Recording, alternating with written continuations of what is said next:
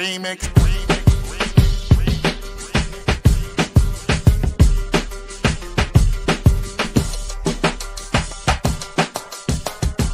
Remix.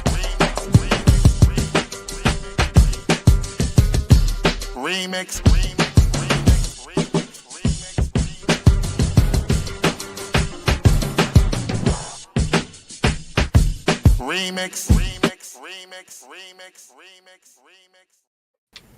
Hey, what's up, world?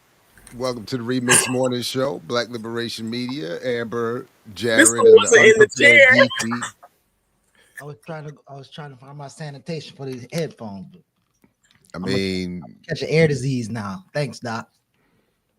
It's not my fault. You knew what time it was starting. I was drinking. You knew there was a countdown. You even had a 35-second countdown in addition to the countdown and the warning provided in the private chat. In addition to knowing the show starts, Come on, bro. 8 a.m. every weekday, right here, Liberation Media. I mix what I like. Mondays, remix through the rest of the week. What's up, remixers? You gotta read me like that though. But that's a nice little two-piece fit you got on, Geechee. You got them in multiple colors, or? Listen, I went up to my mother though, and my mother took care of me. They got me a little outfit like this. They got me some Bluetooth glasses, bro. I could be listening to Bluetooth shit. Lord Jesus, tell them to get off the TikTok shop expeditiously. So how about this? Expeditiously. Speaking of which, I have an update. Oh, we gonna talk about that. But let me tell you this. Let me tell you how bad of a gift giver my mom is. My mom and her husband is in the car. She calls me and say, "Hey, you want a Bluetooth glasses?" I said, "No, I don't want that shit. I'm not gonna use it." And then, you didn't talk that way to your mother, did you? Well, I didn't say it like that, but I said, "Yeah, I hope not." And then she was like, "Actually, no." Her husband was like, "Actually, I already bought it. No, you gonna like it?" And I was like, "Man, why would you ask me if I want something you already bought me?" So it was rough, but I actually like it. I'll be riding my bike listening to my joint. I'm so grateful for a mother who only buys me things that I really want. My mommy would never watch this show, but she can't say I ain't had her out a little bit. I think my mama buy me stuff she want. Why wouldn't your mother watch the show? My mommy, she don't really use YouTube like that. I think that's one of the main reasons. Oh, all right. Yeah. And she's usually, well, it's 7 a.m. here because I live in Central Time. So she's usually heading to work right about now because she works at a hospital. So she should be working. Shout out to mom.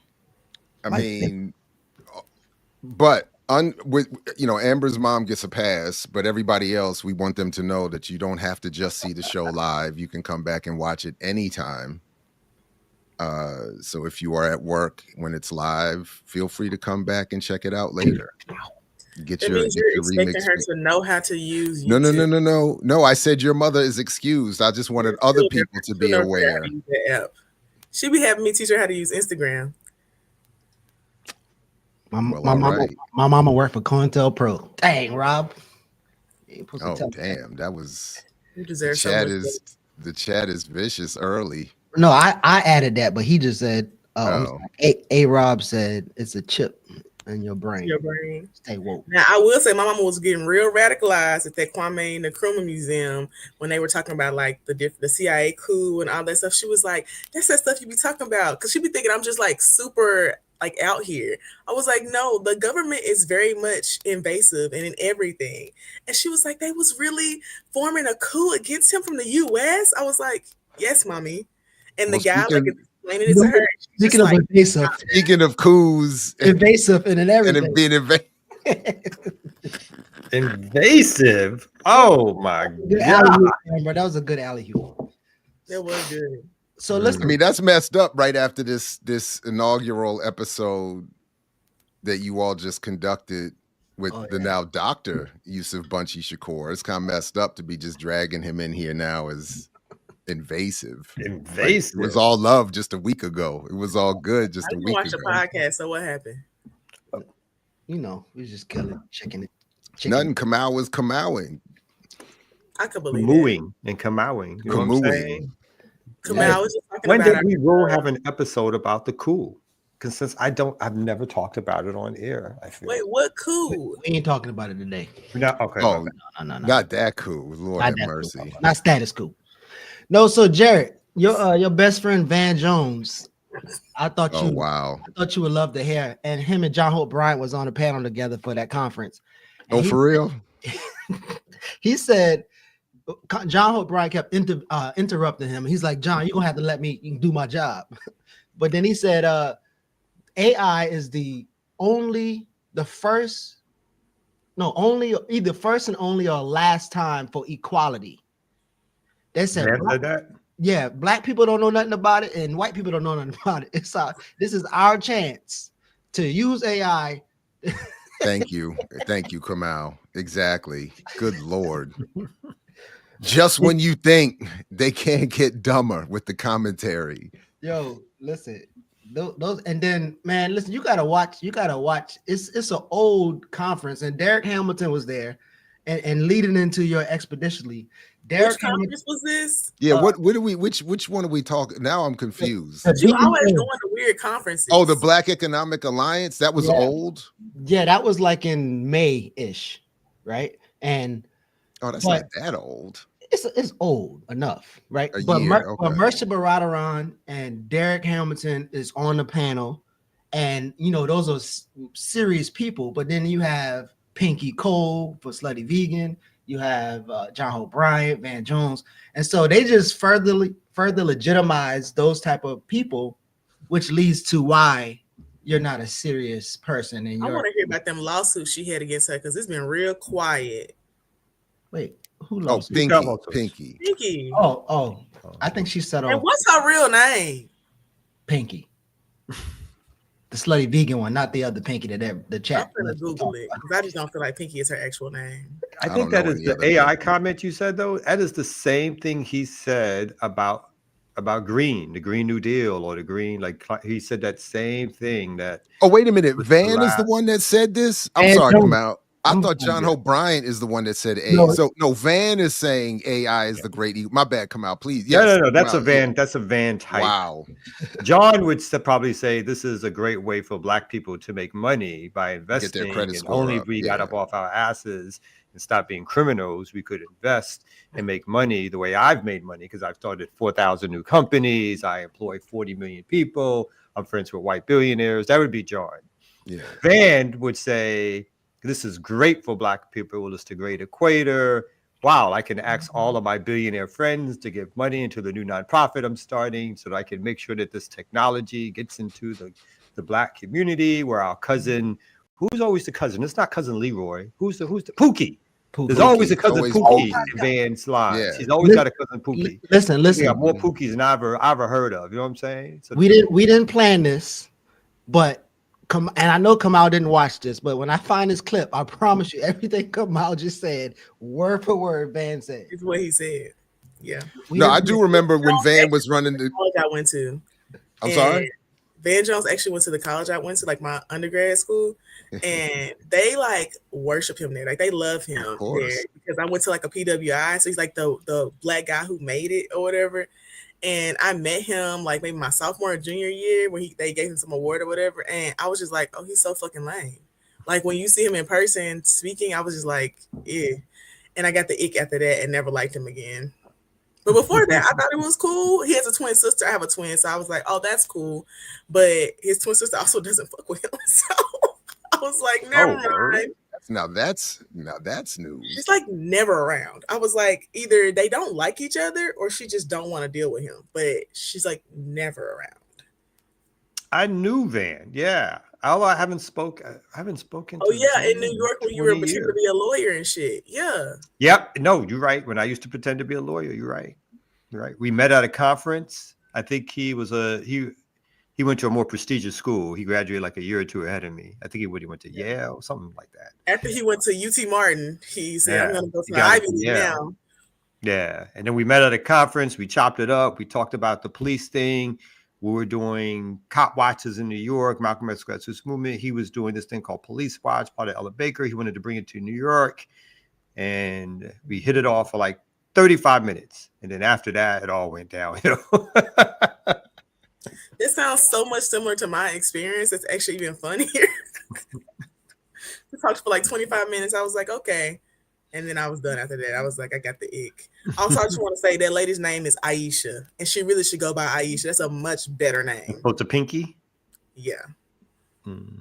Aisha is so cool and black. Like, why wouldn't I want to be called that? Pinky's very black, and it has a particular know. tradition as well. I don't know if I she's know it playing does. into that on purpose. I think But- she is. I mean, I think Yeah. that's why it's called Slutty Vegan. And Slutty Vegan and Burger Pinky and Taco all of Taco. that. Yeah. Yeah, she. Even though I don't know, I'm just guessing. Mm. I don't really know, but yeah. And I and don't know. Ibuka, can I If just I look bewildered right now, can somebody explain the Yeah. connotation of Pinky? Is that nobody knows. It would require somebody to Honestly, know, and none yeah, of us I know, know. so we can't Okay. help you. Oh, we my just bad. all I'm got not I was going to lost guess this some morning. things, but they, Yeah, There nah, are a lot I of mean- sexual connotations in her business. So, I could see how someone could, think it's from some other thing that's sexual related. But what I think is most important here is that I stopped going to her restaurants like that. I thought in my houses because I support workers, and I just don't believe that all them workers rely on her. It's allegedly. I just think that some of that shit is true. So I just stopped going as much. But there's a really great DJ mix that was in her. They happened in one of her locations. There's a guy who like DJs live, and they're really good. And you can find those on YouTube. Can I just excuse me for a second, everybody? Ibuka, you keep putting this in the chat, so I just want to. EYL's not coming back. So what you would have to do is, Pack it up. yeah, wrap it, like move on, bro, or sis, or however you need to get identify. shovel 'cause you keep digging up old shit. Yeah. So, but I have a suggestion for you. You could get your fix indirectly. You get me and Geechee in this combination here. You get Geechee and Diallo over on the Africa. Break it down. Where is it? Where are you, Geechee? Africa Streams. No, that's It's not his Africa. channel. Anyway, whatever. You can On find Geechee Diallo's with the. channel. Yeah, on On Diallo's. Diallo's channel, and then you could, if you put the screens next to each other, you can maybe feel like it's all happening simultaneously. Or you could just go watch the old shows on all. Yeah, of them. go enjoy the old shows, but repeating it in the chat's not gonna. It's just not gonna. It's just so we just all have to move on. African World Order. Thank you, Elon. Elon, All a right. future host on the program. Huh? I think I'm that gonna would get be Elon dope. fired from their government job, so they got more time. That's what I should figure out. Get niggas fired. That's exactly. more time I'm for the down for government. that. If you need if you need a special team for that, I'm with you on that. Let's get folks fired so that they have to come work over here. So let's bring up somebody who has to come work for me, too. They're deep in grief right now, and they just don't know how to cope. We'll give other them a grace period. You can take it. Get you 2 weeks, whatever. yeah, all right. And then we'll get you a Revolutionaries mic. anyway. Yeah, and then come on here and Yeah, let's let it all out. Do what you want to do anyway. You know Not you that want. serious. I didn't even know what EYL was at first. I had to think about it, and then I was like, "Oh, okay." I am mad because I still get the earn your leisure alerts. I am a little mad that we weren't able to outlast them, Earn your leisure. because I was like I was I'm a little bitter about that part. But Somebody sent me a Earn Your Leisure clip the other day, and I said, "Please don't let me block you from sending me some." Their new book, "You Deserve to Be Rich," is making its rounds. you deserve to be rich. I Oh, actually that's thought outside. about buying that. I did That think messed up my about buying. segue. I was going to say, speaking of Oh. being bitter, Uh-oh. Oh, see, I had a better segue. Oh, I didn't Damn. even see. My bad. My I bad. actually had a better segue for everybody. you had a better one. You want to do it again? how you Wait a minute. bring Stay it right up. there, Ricky. Take it Go. back. I Yeah, was already starting, and you did some. Nah, never mind. Oh man, there you go. You gonna bring her on? We gonna bring Van Jones on. But that's how you bring me on after I did a favor for you. Oh my God. Oh, damn. All right, Ouch. no doubt. My bad. My No bad. doubt. My bad. Oh, But you know. oh. Wait, what was the favor? Snitch. No snitching. I mean, I've just learned my lesson though. But I've been, that was enough to put me in my place. That was enough to put me in my place. It don't take much, all a woman got to do is talk stern to you one time, and you just. I know. fall. I like that. I do like that. I do like that. Look at this. This guy, yeah. Look at you. Not too much though, but a little. I like. No, a little I'm with them that. on that. I'm not mad at that at all. Yeah, I want to Tell bring me out something. sticks or nothing, but I want. Black out. female supremacy doesn't happen as much as it should, and I just feel like we should. I embrace it. agree. Yes. So y'all want to see I a don't little think bit of everybody the, appreciate it. what happened? I don't think everybody appreciate that. What, Black History Month? A black female supremacy. Black female supremacy. Being stern. Talking Oh, back. BFS. Your boot on somebody. BFS. That's Setting a them up. new tagline. Can we get a show? BFS, Black Female Supremacy? Come You know, on. I could teach a class. Oh, goddamn, no. That might All not right. work. All right. So, y'all want the AI part of the panel or Pinky's panel?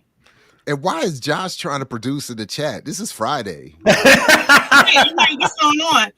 He's slapping. He trying. Can I talk about something though? Since it is Friday.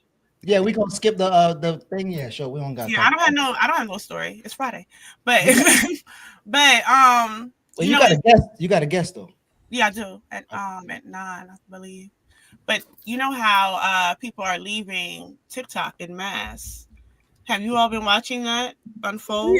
If Going these to niggas Red Note. in and shut up, I was like, why are y'all moving to an app that only has Mandarin? You're dumb. No, they're going to No, make it well, English for hold them. on, They're going to make it though. English. To the point- They want them on. But I think it's very fascinating because for all that the U.S. has tried to do, especially in the last couple years, to push out China and to defame China, and you have squeezed folks right into the arms of China.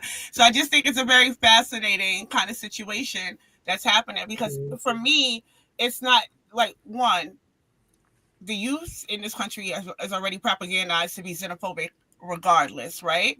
But now, because of the sort of isolation that capitalism breeds and the strange parasocial relationships that people have formed with the attention seeking and the need for human connection online, they just segue to another app so that there's not even really conversations about the politicizing or the political context of why TikTok is being left. Niggas is just going to the next app. And the next app just so happens to be this Chinese app, to which they're finding out, wait a minute, China's not what I thought. And I didn't know that about China. And wait, y'all can own homes and y'all got to pay this and y'all got healthcare. Oh, So it's a educating very them. fascinating turn of events. In the ways that that's happening. Now, I still feel the way I feel about social media in general, but I do think that this is worth a case study of how the U.S. has inadvertently just sort of pushed people into discovering More about the Chinese government. themselves. Yeah. This is the best I felt about this country in a long time. Between Luigi, between this mass exodus, blind or not, to a new app, to the report that just came, several studies coming out saying that Kamala only lost because she didn't break away from Biden and stop the genocide. I'm like, we are the cusp of a revolution in this country. we right about there. Well, speaking of This is revolution, great. They're sharpening. speaking of revolution, I'm gonna play this real quick. Until Geechee start bringing out the clips of Van Jones AI at the BEA revolution conference. Are you and John excited Hope or not? Bryant. Are you excited or not? Be And- excited. Before you do that, Geechee, I just want to say that all the black people are mad that people aren't going to that new fan base app that Isaac Hayes III started instead of the Red Note app. And I think it has a lot to do with people not fucking with Isaac Hayes and him being trifling. And he doesn't care about movement, folks. So I don't think people will move there. They will obviously move to a different app where they feel like they can have more free speech. And he is pissed. Wait a minute. I didn't even know. Oh, we can come back to that. There's so much topics going on because I pulled up something too on the TikTok thing because it was so funny. Like they had the Chinese guy was saying goodbye. I'm your Chinese spy. I was like, And they're that's calling them hilarious. TikTok refugees. Yeah, they're like, "Hey, TikTok refugees, welcome." And the app and the characters actually says like Little Red Book. It doesn't say Red Note. That's So I funny. think even that is interesting. Like I think this is very fascinating. Very That's fascinating. I also listened to Do Uncle, AI. I I'm listened sorry. to Uncle Murder's year wrap up, and he also talking stuff Who is about Uncle him. Murder? What are you Whoa, watching? whoa, Amber. Wait, Whoa. that's I'm not disrespectful. insulted. I'm just No, but the way Way back. She's 12. She's 12. I'm not 12. I'm not She's insulted. I'm 12. No, confused. but I Lord, didn't know who it was. Lord. that was tough, Amber. I mean, you don't know. Because I'll be watching P Valley, and the character on there, his name is C Murder. So I was like, No. And Okay. Seymour is an actual person as well. And I know C Murder's an actual person. I know he's an actual rapper. Y'all I know am who not else is that an actual dumb. person? Don't This listen guy. to Kamal. Uncle AI is Murder, actual Uncle Murder is a We Brooklyn can- rapper, no? Let's play. What is the black future? What are we doing? Oh God. Where are we going? the people who made Black history were not trying to make Black history. They were trying to make the Black future better. And so we now have arrived at a time where AI, quantum computing, Dude just got up and and walked out. biotech are going to change the future. And it's going to create new opportunities The for one in wealth. all white. It's going to create new opportunities. That's the one for who made innovation, AI social respect impact. Black people. And we have a panel of people who are literally the Why best do you people like in the bootleg world to talk about this massive transformation and the way it impacts our community. So let me start with XIE. Who? Oh. I want to start with X because you probably don't even know who this is. Nope. Everybody else up here is a little bit, a little bit better known. X has spent 12 years in AI, worked at Microsoft, worked at Google, built the team that taught AI how to see Black people. Because AI actually wow. literally could not see Black people Thanks, until X Yeah, arrived. right. FY, So- EY, X. EYO. People capture So I that. want- Great. Like- Thanks.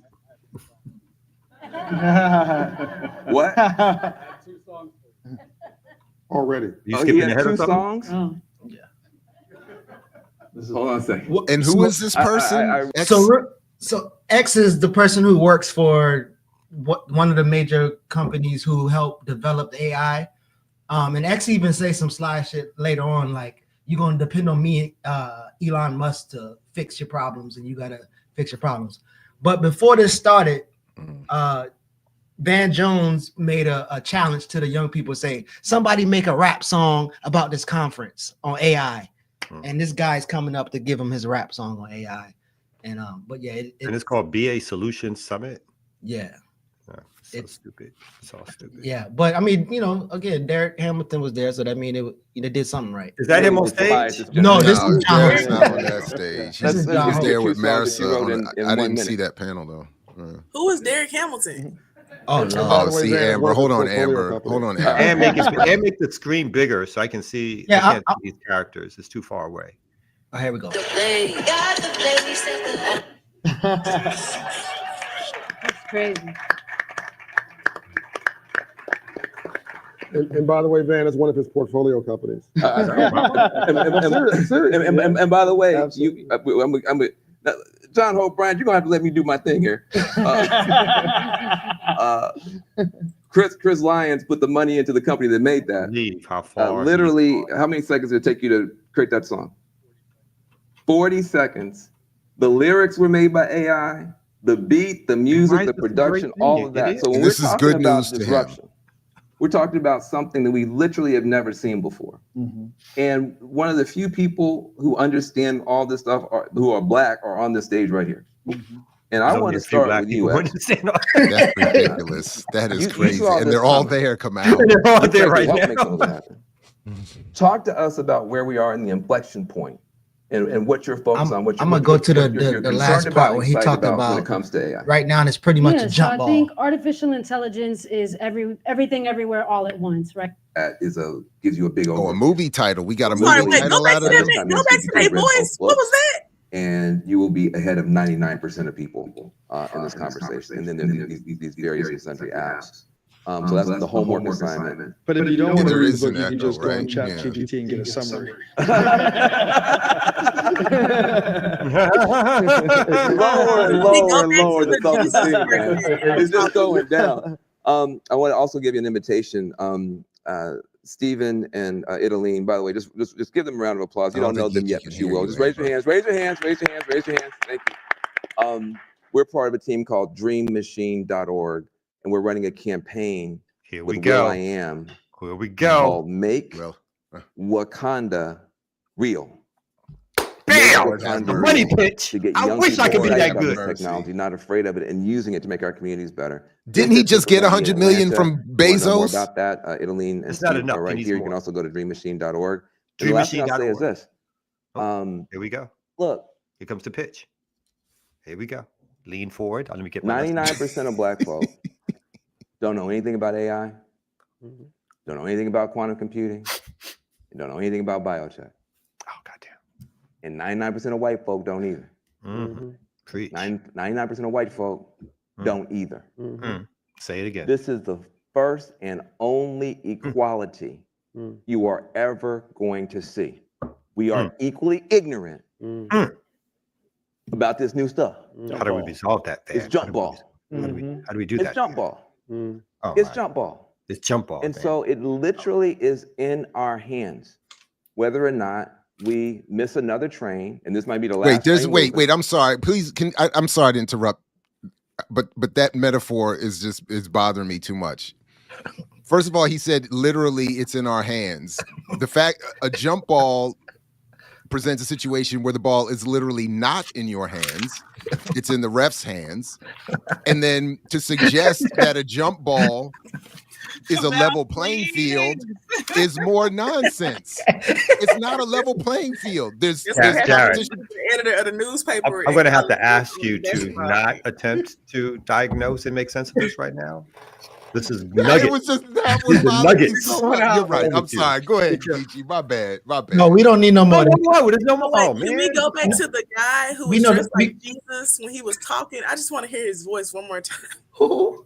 You sounded like Michael Jackson. There's a Michael Jackson. Yeah, I said, is that the Palestinian Jesus dude? Is he okay? I think he's black. Wait, who? Y'all talking about John Hope Bryant? No, No, but the X. person in white. Oh, X. Oh no, nah. Is that he's a real person though? Yeah, he is not AI. That was a real person. They- Okay, they but are a the real person. voice sounds very AI. Like it doesn't sound like a real voice. Well, listen, if it wasn't for that person, AI wouldn't like black people. So And then the And- cops couldn't surveil us so easily. Damn. So I didn't even know X was a person the whole time. I thought they was talking about Twitter. So, that's I'm part of the 99%. I'm part of the problem. I didn't So know. Van got $100 million and create. Is that what is this a nonprofit for? What is the name of The it? campaign. This is the Dream Machine. Well, I'm in the office hours, but this is the Oh. Dream Machine website. Those No, were the the Dream Machine was probably around. It's been around for a while. Oh, okay. okay. Yeah. But that's probably just where he's. So part of I don't even know how as you get Van has back to it. done is created several different nonprofits, and the 100 million, if I recall correctly, was actually given to him to decide what he wanted to do with it. He could keep it all. He could give it all away. There was no limitations. He gave some of it to one organization that he started, which might have been the Dream Defenders, if I'm not mistaken. not the Then Dream. they had their own hustle. Not the Dream Defenders. It's Dream. It's the Which one is climate. it? It's The climate one. org. It's like Dream something. I know what you're talking about. Yeah. Damn, I Something can't remember. Dream. I know which Something one you're Dreamy. talking about because I know somebody who used to. Yeah, I work thought there. that was the Dream Machine website I was just on. You're saying that's not the same thing you're talking It could about? be. I'm not There was a sure. different- There was a Oh. different It- organization that, Yeah, and he mysteriously left to exactly. do other He things. got kicked out of that one. There was a little revolt. Yeah. But he did him all for like 10, 15, 20 million dollars or something like that of the 100 million. But he's given no reports on anything that he's done with the 100 million. Where is it gone? Wow.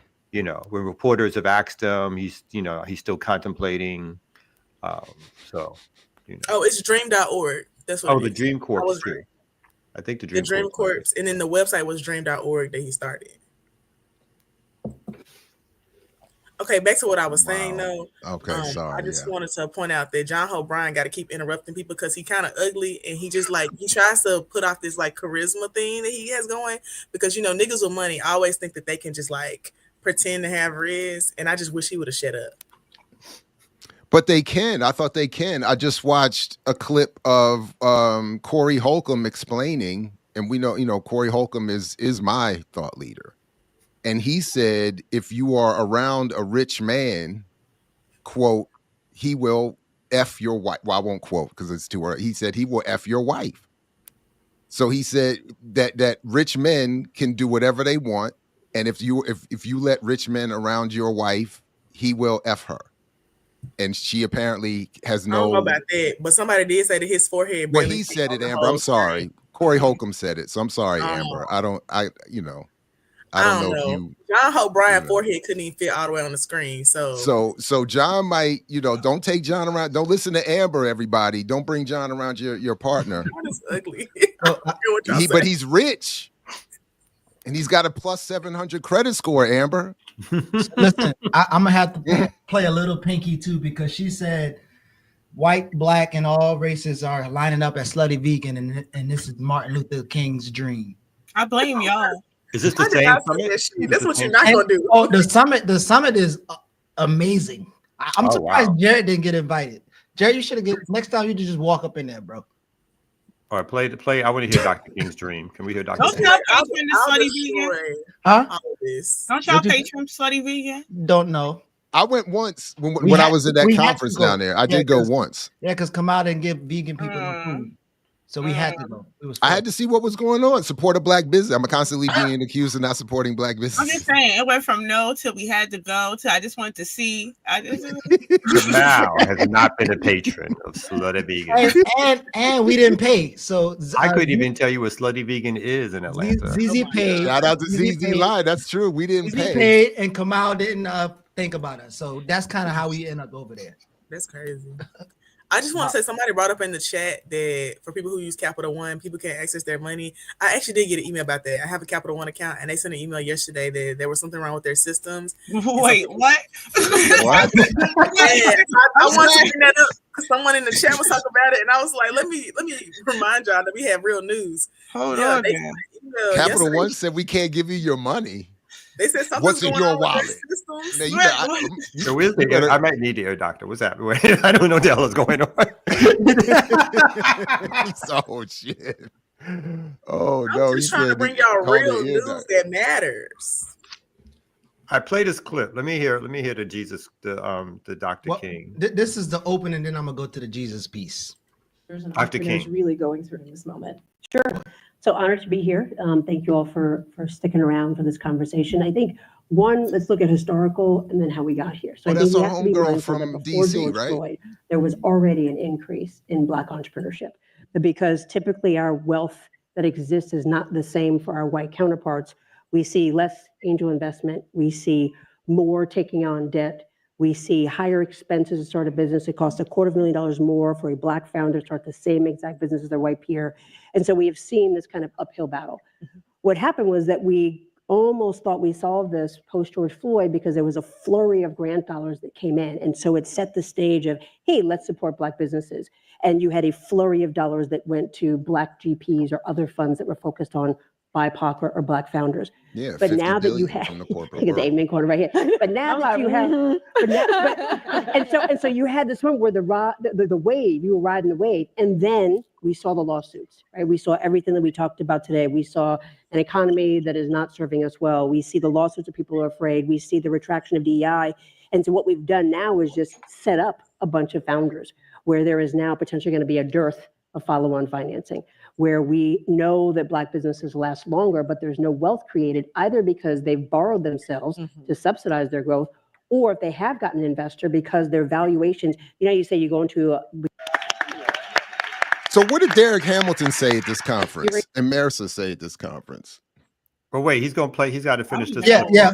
Honestly, Derek sound like a revolutionary compared to Mercer. And Derek Hamilton is one of the leading economists in the U.S. He's the founder of the New School. Did he start the New School? No, he's not the founder, but he's New School. No. He's the head of. He was brought in to run. I forgot what they call it, but like an economic wing of the New School, which he founded. He's also taken a job. He did found.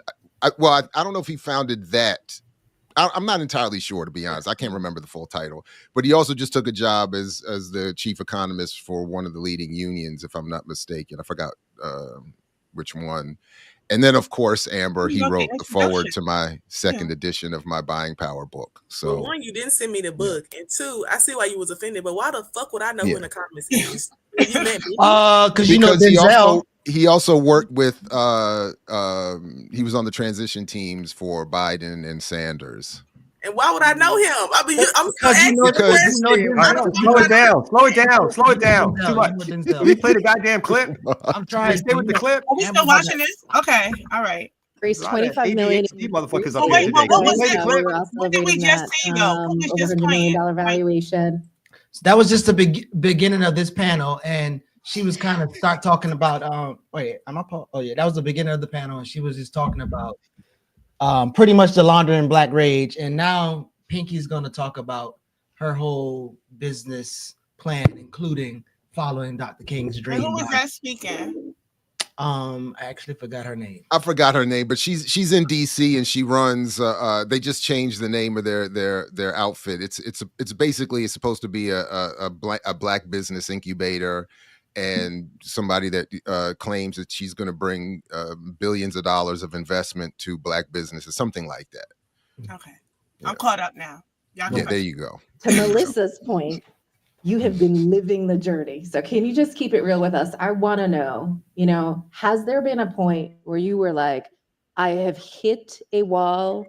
This is it. I'm out. I am done. Yesterday.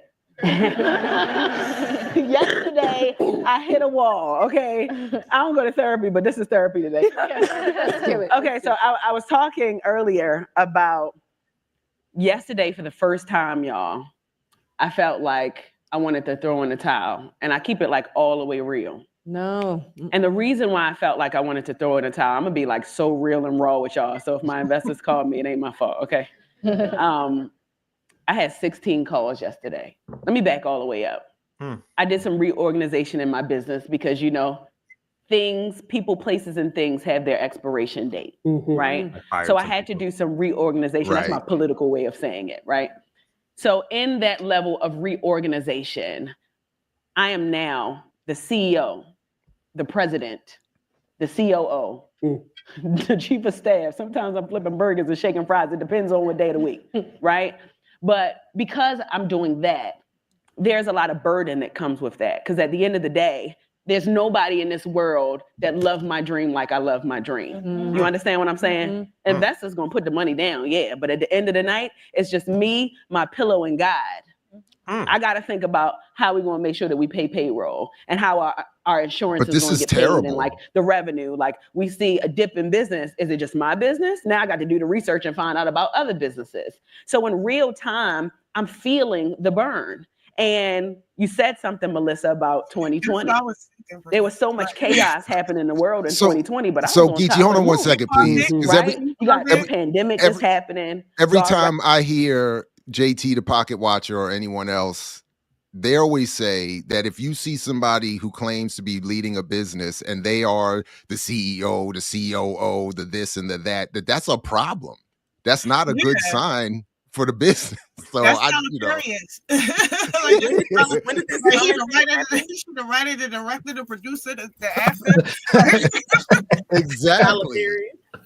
When somebody, that is true, when somebody shows up and they're like, man, I wrote the lyrics, I performed it, I recorded it, I ran the studio, I ran the lights, I did you start thinking, man, I don't know about this project. Yeah, isn't that why you hire a COO and a CEO? But she fired them. It was they was costing her too much money. She wasn't able to maximize her profit, so she. I really you're think supposed it to has something to do with replace them them. lawsuits, but I can't prove it. But I just think it's real random. She had all them lawsuits, and then all of a sudden your response is to fire everybody. She had to pay. Well, that's what I would do if I'm in charge and you sue me. I'm fine. She said, I had no idea that the employees weren't getting paid correctly. I don't even live in that city. I'm not over that restaurant. I didn't even know this was happening. I said, girl. It was. Amber, she found a solution though, Amber. That's all. She found a solution. Everybody's fired, and I'm doing everybody everything. Gotta go. And if I gotta flip the burgers and make the drinks. She ain't flipping no what's going on there now. So she doing everything. She's up to date. I think so. Maybe I don't know what she's doing in Baltimore. She just opened some up in Baltimore, so let's see. And she sold George Floyd and Rashard Brooks and everything, the riots and everything. But it was the best time to be alive in business. Y'all gotta catch that. Because what happened? Y'all gotta catch that. But it was the Repeat best that. time to be Play that alive. one again. Play that again. There was so much chaos happening in the world in 2020, but I was on top of the moon. Right? You got the pandemic that's happening. God rest his soul, George Floyd and Rashard Brooks and everything, the riots and everything. But it was the best time to be alive in business. Because what happened was these big corporations wanted to go find the little guys, right? And say, you know what, we want to help you. We want to give you money. I'm talking about lines down every single block. It was so much. I felt like a stripper. I couldn't even stop the money from coming. You understand what I'm saying? Okay. Just pause it there. You got to pause it there. Then I do. So she's basically telling us that all the disruption around is good for her. The laundry people dying, people fighting in the streets, and this has happened frequently within history, of course, where these Black entrepreneurs, because these white capitalists think they need to stabilize or give some money, because then they think these people here at this level will now cool down the masses by either saying something or flipping a burger or doing a commercial or telling us that they got our interests or that they're hiring Black people, or as she's going to say later on, I guess, that she's part of the dream. So I need to calm the fuck down. Yeah. She sees none of that. All she can see is that, what? Niggas calling me to give me money? What? What? It's a very good year. Right? More riots, more Black death. It's a good year for me. Well, come out. She did say, be fair now, she did say, God rest his soul. God rest his soul. Right? But Will Smith, just for George Floyd, not for Rashad. So, oh right, yeah. Will Smith said the similar thing in the GQ interview. How Mike Brown and George Floyd ended up being good for Black Hollywood because it opened up all of this. So this is a train of thought. Wow. I just want to say, because someone in the chat said, what was that last line? She said, I felt like a stripper. That's what she said. Yeah, I'm making it rain on her kind of thing. Okay, continue playing. Continue. Then I do. Don't act like you ain't never been to strip club. Make it hundreds though. Make it hundreds. So then I do this $25 million raise, right? And shout out to my investors, Danny Meyer, EHI, New Voices, Richie Lou Dennis, like goats, right? Like if you got them on your cap table, then you obviously are doing something right. So from day one, they have been so consistent and supportive. But at the end of the day, when you get that kind of money from somebody, what you got to do? You got to produce. You got to perform. And sometimes lack of performance is out of your control.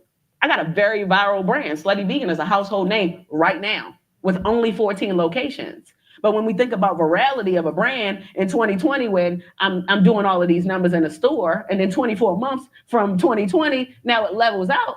On paper, it may look like, okay, there's a dip. What's going on? No, it's just the virality, the economy. This is what's happening.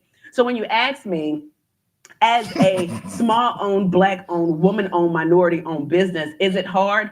Absolutely. Yesterday, I'm like, I'm 95% about to call some private equity and sell this company. But I knew that's not what I really wanted to do. But sometimes it makes you feel like that because once upon a time we were oversubscribed, and now I'm like, hey, hi, like we need some money, right? Because it costs $875,000 to build a Slutty Vegan. $25 million can go really fast. So being an entrepreneur is really not for the faint at heart, especially being a Black woman-owned entrepreneur. You said something when we were walking here, and I know this is your answer for the question, but I want to jump in. So what she asked her is like, you say we're not able to fail as a Black-owned business, right? And I want to respectfully disagree a little bit. We are able to fail because a lot of times they expect us to fail, right? But you really can't fail again, and I'm gonna tell you why. I was in a room the other day at a summit. You know how they have like communities of summits with the portfolio groups, right? And I was at an event, and I was the only person who looked like me. Follow me here. And I was sitting there, and I said, damn, if I fumble the ball, and if I have to close my doors, one, I'm gonna be a Netflix documentary if I gotta close, right? And I'm not willing to make that happen. But if I have to close my doors, there is no second chances for another Black founder.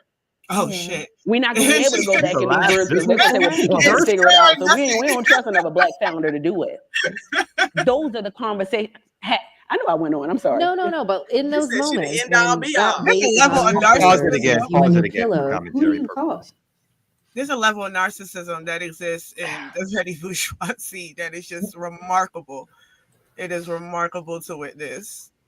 My girl said she the end all be all. Without Yeah, me, ain't after that, nobody else that's it. coming. That's it. Who else they gonna get money to? They can't possibly some other black business food thing out there that they can stuff with some cash to come around and Ain't say no other stupid strippers things. outside. Right. But Jared, And she she's- was talking economics. You know, she was getting there. She's also acknowledging that, so she's saying that all the hopes for all of black entrepreneurial futures rests on these white people in that room, because as she said, she's the only one in there. But So, don't in don't and of say why itself- she's the only one in there, and to what end. Well, I mean, to end to get paid to get that check, but yeah, I mean, as Ricky's, as Ricky said, the self delusion and of self importance of I'm saving everything, and that saving that we're all going to benefit from depends on these white people in this room to give me money. Yeah, and to be clear, she's a not bad the only look. one in the room, because after her, there's another meeting. With Oh, right. She's the only one in that meeting. Yeah, there's another meeting with the next black capitalists. They got like 30 different black capitalists to give little bits of dollars to every fucking day. Who that's not going to do anything for the community. Right. except She again, thought she let was them the play their last role. meeting. That's deep. That's another level of delusion. I thought I was the last meeting. Nah, you just one of many, boo boo. That was the episode of what was it, ATL or Atlanta? Right? They did something similar to that where they had all them black people in the room. Yes. Play your part. Exactly. They started arguing with each other about don't mess up the bag. Play your that's right. That's and, right. And so she mimics the room with her American sesh that she says is equivalent to a church. She's the pastor, and she says she want a bunch of broke people on their last dollar to come into this room with her and listen to their ideas, and she's gonna coach them up. So she's the investor on the flip side, but I don't think she got that much investment money. Business. I don't care how much money you make in business. The biggest companies have cash flow issues. That's right. Right. So a billionaire that I know, I'm not going to say his name out of respect to him, but a billionaire who I just call and just tell him all of the accolades, all the things that I got going on. Here I am with this $10 to $15 million portfolio. I'm like, hey, so-and-so, I need to sell this building to you just so I can just have some liquidity. Right. And in 3 days, he let me buy that. He bought the building from me in 3 days. Wow. But I say all that to say that, like, you really gotta like be able Y'all to can't move do and that? shake as an entrepreneur, and only God can really give you the direction to do that. Yeah. Well, boy, Y'all No ain't one hear else that. could- y'all don't have a billionaire that could just hand you some. Y'all ain't hear something that. from you real She quick? said only God can give you the direction. Even though the billionaire just gave her the direction and gave her the play, but only God can do it. So I don't know if God is a billionaire, but well, also she told that story initially, like, you know, they was the good friends. It's like, no, that was clearly a business call. Like that's your friend. Like, I need But a that's little the root. same from Clarence Avant to Pinky Cole to all of them. All of them have this same thing. They present themselves as these singular geniuses, and then each and every one of them points to some white billionaire that bailed them out, and then they present it as if like y'all can't do this. You don't have somebody when you on your last dime who's going to sell you a house or give you the house or buy something off you overpriced and put some money in your like. What's the matter with you? Yeah, it's crazy. So, but I think that's kind of like the John Hope Bryant versus EYL. They'll sell you financial literacy, but he'll give it to you for free because he got that white billionaire in his pocket. And actually, on the other panel is another white billionaire from Silicon Valley that's in his pocket too. And so he can give you these free services that ain't worth shit anyway, but the other people are going to sell it to you. They're going to sell you the classes. And so I think even with American Sesh, I think they sell you that too. So they got the access to the billionaire, and they're gonna sell it to you. But John Hope Bryant, I guess the reason why they love him so much because he makes the financial literacy free. Well, So- because again, if you get a 700 credit score, then you are qualified to take their money at great interest rates and make them more money. That's the whole point. So even if it is free, and I don't know to the extent it is actually free, his stuff, but the goal is to get you to the point where you can go into further debt and enrich his sponsors. So it's beautiful. It's as a hustle. But it's just wild to to hear the presentation, see the presentation of it. You know, I can't remember where the Dr. King reference. Yeah, I was trying to look for it. But I mean, she's played her role already. You know, we don't. But they all do it. I mean, you know, she got after me to take down a video or retitle a video last year. But Maggie Anderson was doing the same thing. She was like their godmother, I think, before she unfortunately, I think she came ill, something that had to slow down. But the point being that she was overtly, I think just last year or the year before, giving MLK holiday keynotes, talking about how misquoting King and saying that King and everybody in the civil rights movement knew that it was the Black business community that sort of underwrote the civil rights struggle. And without the Black entrepreneurial community, there would have been no civil rights struggle. So they really do take on that whole thing that if we, you know, write a check for somebody or let somebody meet in our office spaces, that we've, you know, created the revolution. And as Pinky was saying there, she was representing all of the future Black business hopes. Black female supremacy. I mean, yeah. So it's, by the way, just quickly, this was, we had talked about her a little bit on Saturdays last week or the week before, but this was who was talking there a moment ago, Melissa Bradley, founding and managing partner of 1863 Ventures. And has a goal of unlocking $100 billion in wealth creation in the Black community by 2030. What does that mean? Honestly, I don't know. And I did take some time to like look through her website and stuff. And they're going through a redesign. There's not a lot of clarity around what their plan is, but I think the claim, at least, is that we're going to get white venture capital. We're going to start our businesses, and that's going to generate wealth for the Black community. That's the narrative that seems to work with certain audiences, but it's not. I just want to know why her headshot looks like AI. Her face so brushed over. Shout out to my guy Kai. He found the timestamp for me, so here it go right here. Saying like the reality of it is that this is not a black and white conversation when you talk about veganism. When she brought so up the my black dream concept. has evolved so much since I started because I'm just trying to serve the people. Slutty Vegan is a universal brand. I need It that don't white matter money. what you look like. Right. It don't matter how old you are. It don't matter your religious beliefs. What matters is the fact that I can bring people together from all different walks of life, and they can fellowship in community by way of the vessel of food. The food is just a cherry on top. So I feel like this is a modern day Martin Luther King's dream, because when I see all the people standing in my line, I'm like, I am really building community beliefs. What matters is the fact that I can bring people together from all different walks of life, and they can fellowship in community by way of the vessel of food. The food is just a cherry on top. So I feel like this is a modern day Martin Luther King's dream, because when I see all the people standing in my line, I'm like, I am really building community, and it don't matter who you are, how much money you make. When you come in this line, you could be whoever you want to be. So that is my dream, and I get to do that and use that as the foundation to really unlock the pathways of entrepreneurship, which is why I started the Pinky Code Foundation. So when y'all Started the Pinky Foundation. We started that foundation and started giving out LLCs, but then she had to fire everybody because she broke.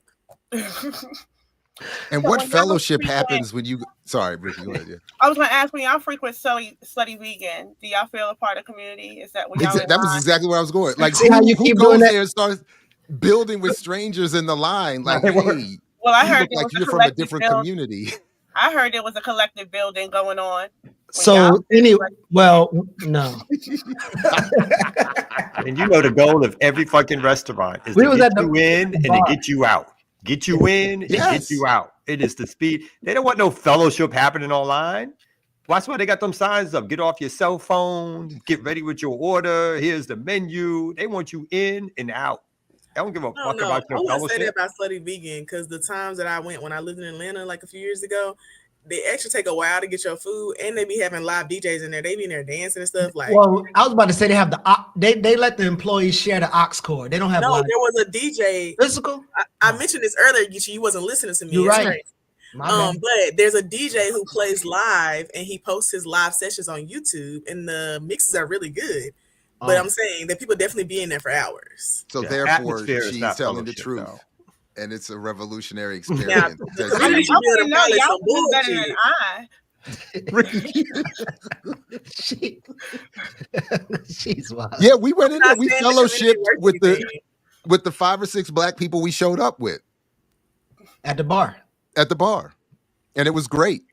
And so Amber, I mean, that's what I'm saying. Amber's right, and so is Pinky. It was a wonderful Dr. King experience for us in Atlanta. Somebody And- in the chat said, MLK, please come and stop this now. Well, that again, that's on the other. People don't watch the whole "I Have a Dream" speech. Right after the famous line was him talking about the multiracial lines at black-owned restaurants that would be the indication of us having overcome. Vegan So she's restaurant. being. This is vegan restaurant. Yes. You're right. So I mean, you just Veganism. you got to watch the whole speech. You do. People just You cut have the to shit watch off the too whole early. thing. Someone also said, somebody said, where do we go from here? Apparently, Slutty Vegan. Put it in Slutty Zoom. Vegan. Black Again, community of chaos. Slutty you got to vegan. read the whole title come out. Strides Where do we go from here? veganism. Chaos or community or slutty vegan? Slutty vegan. Strides I mean- toward veganism, baby. Let's get it. Let's eat. But this is the standard line for black entrepreneurs, of course. After they get they start with like black community, and then they move to that level of like what we really need is the white consumers, because there's like so much more of them. So all that beginning marketing, which was towards the black community, fastly goes out the window, and then we get this fellowship conversation, which is now about how do I increase this brand so I can sell this shit in Kentucky. I can sell this shit and She be selling chips and Dakota. shit. She got t-shirts. She got hats. Hey. She got 4 different flavors of vegan chips.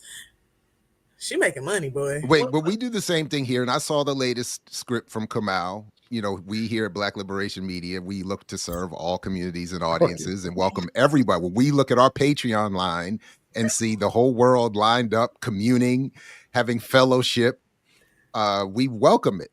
And we encourage everyone here at the Dr. King Black Liberation Media, Pinky Cole, Slutty Vegan. B Remix is Morning also Show. for beauty and bountiful Yes. and business. B is not just for black. B And is, for boy, stop. you know what I'm saying? B is for For boys, stop. togetherness. Boy, stop. Since you're in Atlanta too. I know y'all don't be reading the chat, but Monty said I need a 5-minute segment where I just read people, like a 5-minute speed round. I need y'all to make that happen, because I actually can hurt so many feelings and cause so many laughs. Whenever we're ready, we can't do it now because we only have 3 minutes before we have a special guest and an actual serious interview. But maybe later on we can. Actually, I don't know. I don't Yeah, actually mean they're not. today. I have No, to I don't see prepare. I got to prepare my spirit for the type of. All right, so like, next Friday, just be ready. Next Friday, Amber's morning read. Remember never mind. We did get a guest pushed back for next week. So next Friday, Denzel, I'm coming through. It's just 5 minutes. Get you down. Just She saying, needs man. 5. She just needs 5 minutes. It's a speed round of hate. You don't even No, know that what was- Uncle Murder yeah. is. Bro. That's I think I feel a little bit hurt by that. Do I look like I'm from the north? Let's be serious. You don't have to be from the north to know who Uncle Murder is. I'm from the If you are south, from the the dirty north, south. definitely should. If we're not talking about 3 6 Mafia, A-Ball, and MJG. I don't know. I know that Wow. Baller G. Okay, I'll take it. because I'm not Is it- regionally biased. I know You- all. You know Lil Chat, Erica? No, I discriminate. I'm not like Pinky Cole. I'm not welcoming everybody. Do you know Lil Chat, Erica? You know who Lil Lil Chat? Chat. Like I've people met who are Lil good, Chat before. You know, talented.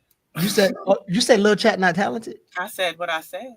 Oh wow, that's disrespect. It's Lil Chat. But okay. Lil Chat. Lil Right. Chat, Okay. Lil Chat, It's Right. definitely Lil Chat. Lil Chat. She did a show here with somebody before. I met her before. Yeah, and Gangsta Boo and all them. Yeah, because one of them died. So Lil Chat. Oh. yeah. Yeah. Mm. Well, at least I knew that. It's so I dumb. don't know. Okay, thankfully our guest is here. Let's They got device connection issue though right now. So wait. Oh, all right. Well, I was getting hopeful for for some quality.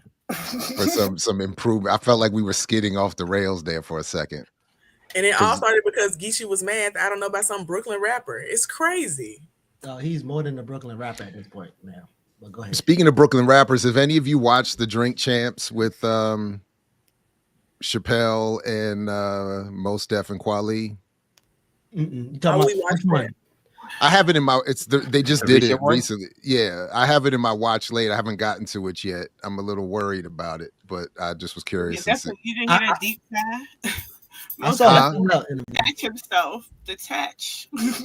The only person I want to see on Drink Champs is Aaron Pierre. That's Mufasa. Because I want to see what happens when he get drunk.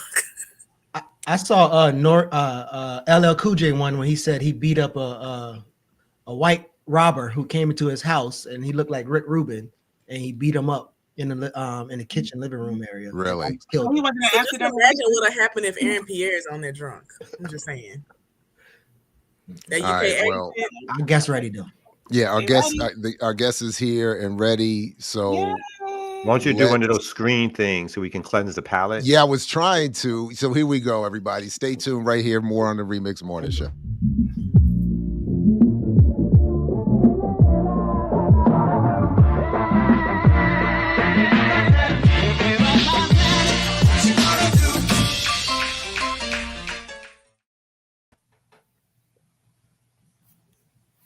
Welcome back to the Remix Morning Show, everybody. All right, peace. Geechee, Jared, Kamal, Amber, Erica, and our special guest. Hi, greetings, everyone. I can let you introduce yourself and talk a bit about the work that you do, but I did ask for someone in the Black Alliance for Peace, SoCal Citywide Alliance, to come through and to talk about the LA fires, the work that's going on, and more specifically, the Altadena community and what's happening there. So I'll let you have the floor. Yeah, greetings. I'm actually quite excited. I love this platform, follow it all the time, a huge fan. My name is Dindi Kitonga. I'm a Los Angeles-based organizer, a proud member of BAP. Of course, and when I'm not doing that, I'm an educator. So I run a small kind of socialist school. I kind of left public school system. And then I also do mutual aid work, and we call ourselves PUMA, kind of Black Panther type of thing, but it stands for Palms Unhoused Mutual Aid. And we support unhoused people. I'm more in the mid-city west Los Angeles area. So I wasn't directly affected or evacuated or anything like this. I used to be a teacher in Altadena, Pasadena area. And so I'm happy to talk about that. Yeah. So just for those who may not have been keeping up with the last week or so of news, the Eaton fire in Los Angeles County has devastated, I believe, over 14,000 acres. And more specifically, it has threatened the rich cultural history of Altadena and Pasadena, particularly those Black communities there. So the fire's destruction extends beyond property loss. We're talking about the threats of mass displacement, economic predation and exploitation, and then also public health. So I did want to have you on to discuss a little bit about that, but then also discuss like the specific work that BAP SoCal is doing, and then with other organizations like the co-op that is being developed. So there's been a lot of focus on this Pacific Palisades and the Malibu areas and where mostly the celebrities are. But I did want to focus on Altadena because I do think that it has not been discussed much in terms of the actual material reality that the people are facing there. So can you tell us a little bit about Altadena? How has Altadena's role and historical role, especially during like the Great Migration, shaped its cultural and historical identity? And what are the specific like historical legacies that are at risk now? Yeah, thanks. This is a fantastic question. And you're absolutely correct. There's been a hyper focus on the Palisades and celebrities who lost their homes. What's not being talked about the Palisades are the everyday workers who might have not only lost their homes, but their jobs. So we're talking domestic workers, we're talking like baristas and people like that in the Palisades. No one's talking about those folks, to be quite frank, and those are predominantly working class Black and brown folks. So I always want to highlight that before I move on to the Pasadena Altadena situation. So Altadena is 18% Black. Los Angeles County is about 9% Black. And so you have more Black folks in Altadena, and there's a specific reason for this. So during the Great Migration, folks kind of early 20th century are fleeing the Jim Crow South. And Pasadena is this kind of up and coming place where you can kind of bring your skill set. There's the first freeway, the 110. I'm on the West Coast. We just call it the something. I'm not sure how they are labeled where you all are, but the 110. And so there's a lot of work. You also have these racial covenants, and you have redlining. And so what happens is, and I should also mention, a lot of the reasons why cities refuse to become incorporated into Los Angeles City proper and end up in Los Angeles County is a lot of them want to maintain their white neighborhoods. They want to maintain their sundown towns. And so anytime you think of a city in Los Angeles County that didn't make it into being Los Angeles City, it's important to look at its history and find out why did they refuse to. And a lot of it is they're saying we wanted to mind our business. And what their business, quite frankly, was to maintain kind of their white-centered, white supremacist towns.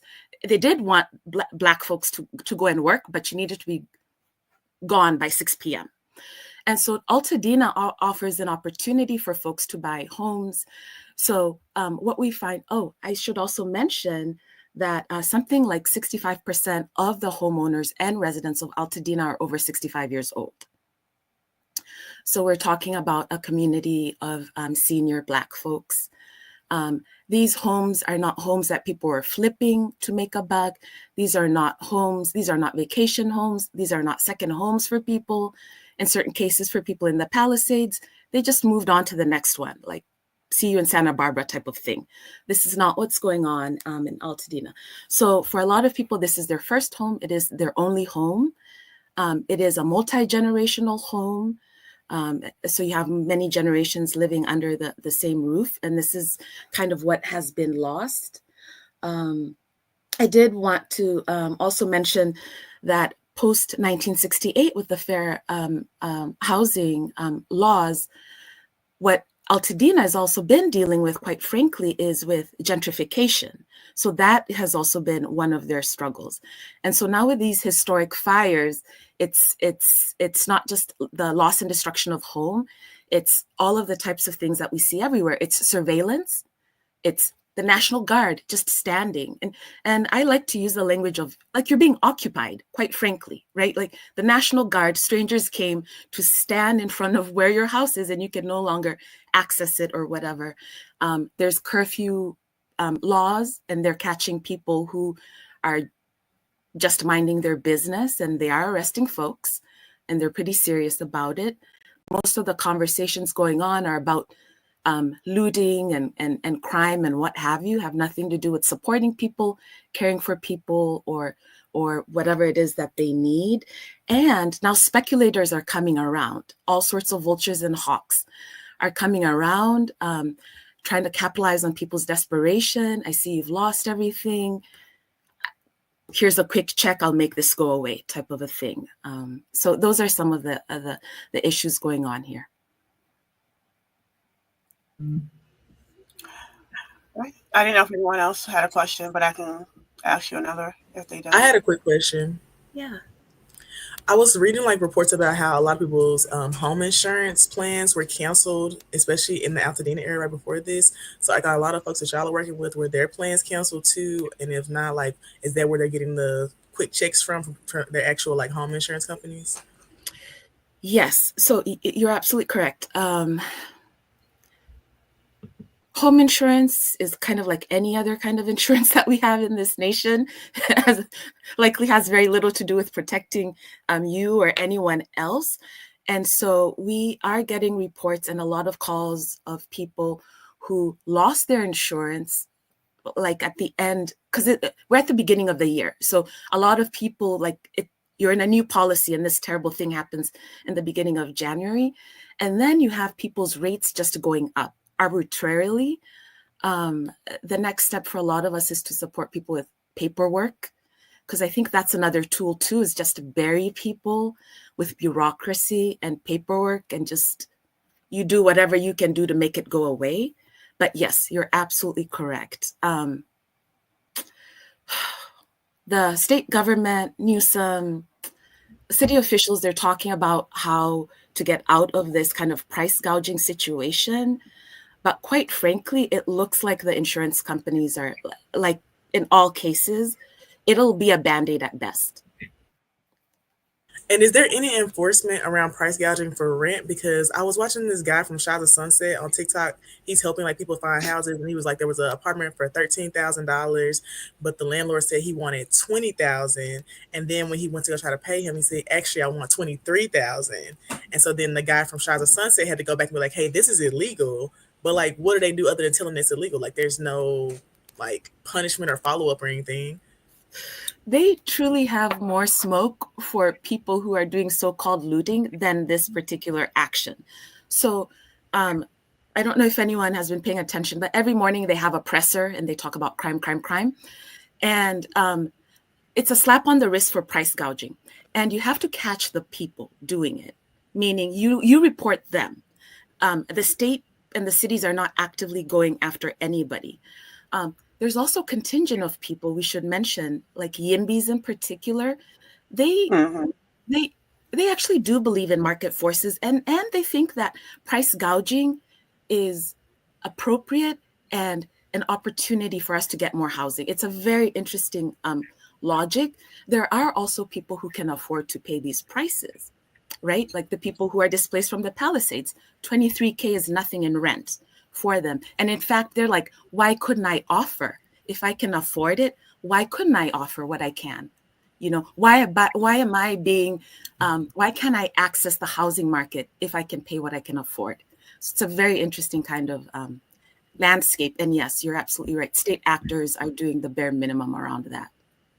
I do think there's this assumption that the people in the Palisades who are rich do have all this money though, and they're like, actually, we don't have that much money. Like Janae Aiko and then we're like, actually, we're not as rich as you think we are. And I think there also should be some conversation about that too, because folks are just assuming that all these celebrities, they can pay these high rents, but a lot of them are renting for a reason. They could not afford to buy a house.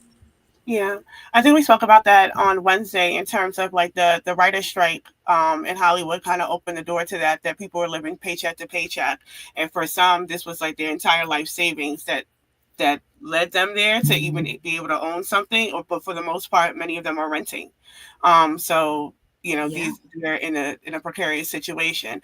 But I did, to the point that Amber was speaking to earlier about some of this, monetary relief and what's happening with the price gouging and everything. Joe Biden announced a whopping $770 in FEMA assistance. And so I did want to hear from you specifically about the state and federal response to the Eaton fires and how this may reflect patterns of systemic neglect and exploitation. I think you talked about that a bit in terms of Newsom's response and the state's response, but wondering if you can speak a little more in detail about what is actually occurring. Yeah, this $770 is quite frankly kind of like the paper towels Trump threw at people at one time. It's deeply offensive. It's I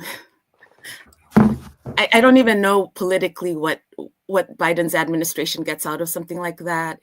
It's such a strange stunt. What I should say is the first couple of days, FEMA was kind of nowhere to be seen. And I can say that because a lot of us in mutual aid work all had to just kind of get up and start showing up and figuring out what needs to happen next. There's a lot of gatekeeping when it comes to FEMA. Also, undocumented people can't access these resources. We should start by saying this. people who work like in informal economies, like if whatever your situation isn't documented in a certain way, you are not likely to kind of benefit from FEMA. They've now kicked in applications and this kind of thing. Where this will lead, I don't know. There are a lot of conversations of this looking like a post-Katrina. I will say that when our folks went to like the evacuation sites, we had a couple people who had been in Katrina, and they named it as such. And I'll describe some of the terrible things that we observed ourselves. It was everything from little children who didn't have diapers, the floors are cold, people don't have clothes, people escaped without their medicine, there's mass confusion, there are people like weeping in the corner, people who can't charge their devices, levels of stress. It's also a 24-hour situation, very poor sleep. And it quite frankly, it is, I'm Kenyan. And so I'm a third worlder and I embrace that term, but it very much mirrors what citizens of this country think happens elsewhere. And so, the FEMA response has been as such. There's also gatekeeping of the giant nonprofits. So, I always say give to mutual aid, give to local, give to people who you know, because like the Red Cross started gatekeeping. They started gatekeeping volunteers, and they started to conduct their own kind of insular operations, which I guess could have been cool if they were able to meet people's needs. But the reason that we know that they weren't is because our DMs are full, and we've many of us in our collectives it's a 24-hour response of giving people rides. I spent all of, I think Tuesday last week, sourcing insulin, like just absurd things kind of going on here. So I would say, yes, that is the city response. That is the state response. That is FEMA response. And I quite expect it to get worse once the cameras move away. I think it'll also be a mass displacement event of Black folks, in the same way Katrina had that element of you will be able to return. And, people did in fact return, but a lot of people lost their homes and are kind of permanently displaced within these so-called United States. And so part of what our next kind of phase of mutual aid organizing is to try and figure out how people can hold on to where they live and not be displaced by a FEMA or a body of you will be able to come back, actual real demands around this. And a lot of the demands around this are going to have to be rent control on a very serious level, eviction moratorium, the idea that you can be evicted from a house that's no longer standing is absurd. We didn't talk about Hollywood, and I'm glad Amber kind of brought it up because you're right, absolutely. Very few people are wealthy where we live. Like this is a working city. And so when you talk about the folks who lost their homes in Hollywood, those are predominantly renters. They might be people in the industry, but you're talking about junior costumers. You're talking about gaffers. You're talking about people in unions. You are talking about everyday folks who are working, trying to get into these industries, moonlighting as a barista by day, writing a script by night, showing up on a set. Like this is who lost their homes as well. And so rent protections are going to be huge. And quite frankly, we're into the revolutionary squat, take it over, do what you got to do type of thing. So I feel like you're starting to hit on this during this time period. Like obviously it's extremely chaotic. People are trying to find housing, trying to salvage what they can. But in the middle of it, it sounds like you guys are beginning to organize. So what are the conditions for organizing? How are people responding? And maybe talk just a little bit more about some of the near future plans or ongoing plans to try to rally people to, again, during this time period of hardship, do what they can to stay put and to reclaim, as opposed to be dispersed, right? And sometimes it's out of folks' hands and they have to do what they have to do in the short term. But how are you guys dealing with that in the middle of the what's happening?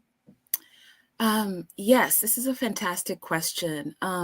One great thing I will say is a lot of infrastructure has been built out of the multiple iterations of movements we've had. I've certainly been around since the early 2000s, and we have all sorts of newcomers. And so we have kind of independent tenants unions, and those push really hard. I work with the unhoused folks, and our understanding is a tenant is any single person who cannot control their housing and has no control of their housing. So this includes unhoused people. This includes people who are incarcerated and in prisons. These include traditional renters such as myself. And it's moving slowly, but this has been a really politicizing and radicalizing event for a lot of folks. Our little hub has grown by a couple hundred people who are just in a burn it down mode, but let's see what we can build mode as well. So that part of it is exciting. So how we harness the energy. Also, Los Angeles is huge and it's widespread. And so there's a lot of hyper local tenants union organizing already happening. If you kind of watch the space as we say, you'll see in the next couple of weeks, a lot of demands from the city. And I'm confident that we're going to get a lot of what we're asking for. This is also an opportunity for organizing around jails and prisons, of which California has the biggest system. And so the plight of incarcerated firefighters, youth in particular, has really been at the forefront. And so California did vote in this kind of last election, as you all know, for some regressive things, including upholding involuntary, involuntary work when people are incarcerated. And we also have a new DA, and there's new criminalization around like quality of life things, right? So like the penalties for minor crimes, drug possession type of things, and like shoplifting is, there's a hyper focus on these type of things. And so the push for the housing justice also has to be in conjunction for push against carcerality and criminalization of folks. And we're already seeing this in Altadena from this Eaton fire, where people go and try and visit people and get caught up by National Guard, get arrested for trying to mind their business and not, being where you're supposed to be during curfew. So it's going to have to be a lot of that as well. I'm trying to think of what other mobilization. But I'm sorry to jump in, but isn't that part of the beautiful contradiction of all this incarceration? Because we keep seeing stories also about how they just release some of these prisoners to fight the fires. So it seems like it works. We'll just arrest more people as a result of the fires, and then we'll have them go back out and fight the fires that they were then arrested for taking advantage. So it just seems like a perfect little system that California is demonstrating for the rest of us here. Yeah. It's absolutely grind you down under capitalism and come on and work for free for something like $24 a day with very little sleep. I should mention, actually, we have received some requests for folks who are fighting these fires in need of PPE, which was truly shameful and weird to me to have people who are supposed to be working for the state in need of PPE. And the incarcerated folks, a lot of great articles have come out around this. It's extremely dangerous work. They describe it as like working in a furnace. And you're breathing in everything, it's not just plants that are burning out there. It is truly, truly dangerous work. So part of our kind of housing organizing is make sure like no one is left behind. There's also this idea that there's now the deserving unhoused and the deserving poor versus the undeserving unhoused and the undeserving poor. And so we're trying to keep it tight, right? Make sure that even if you are newly displaced and newly housed, that you know, all of us who've been fighting these housing justice struggles, particularly on the unhoused front, that those folks aren't left behind. If checks are to be cut, if programs are to be put out there. And we all know there'll be reformists, but there are certain things I think that are worth pushing and maybe getting behind in the interim as we figure out how to collectively get free. You spoke a lot about the mass displacement, but I do want to talk about the prospect of this being a mass disabling situation, even in terms of the PPE mask. One of the things that I do know that has been reported out by organizations and organizers is that the city came to them to get PPE masks en masse, like Karen Bass and a lot of the institutions that did not have, like FEMA or the Red Cross, that had no access or had none left, had to come to organizers for the PPE. But you also mentioned that a lot of the homeowners are over 65 years old, right? So the medications and things that they would need access to. So I think I think there is some room to discuss what is the possibility of this being mass disabling. Yes, we absolutely have been calling it both a mass displacement and mass disabling event. What I can report we've heard so far is, beyond the sourcing things like insulin, is albuterol, and we've managed to source some of these things by the pallet with no support from state or city or anyone else. Things like nebulizers, people with things like COPD, we expect these to get worse.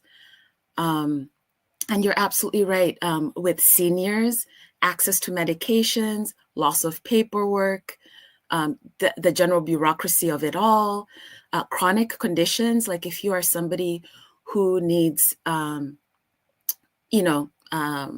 like chemotherapy, or you're on dialysis, it's not that just people lost their homes, it's that they lost those community centers that do some of these things as well.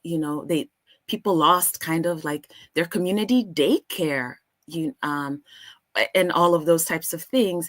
And now I should also say, part of mutual aid organizing, a lot of it is led by women and femmes, and a lot of people who already have many caretaking responsibilities.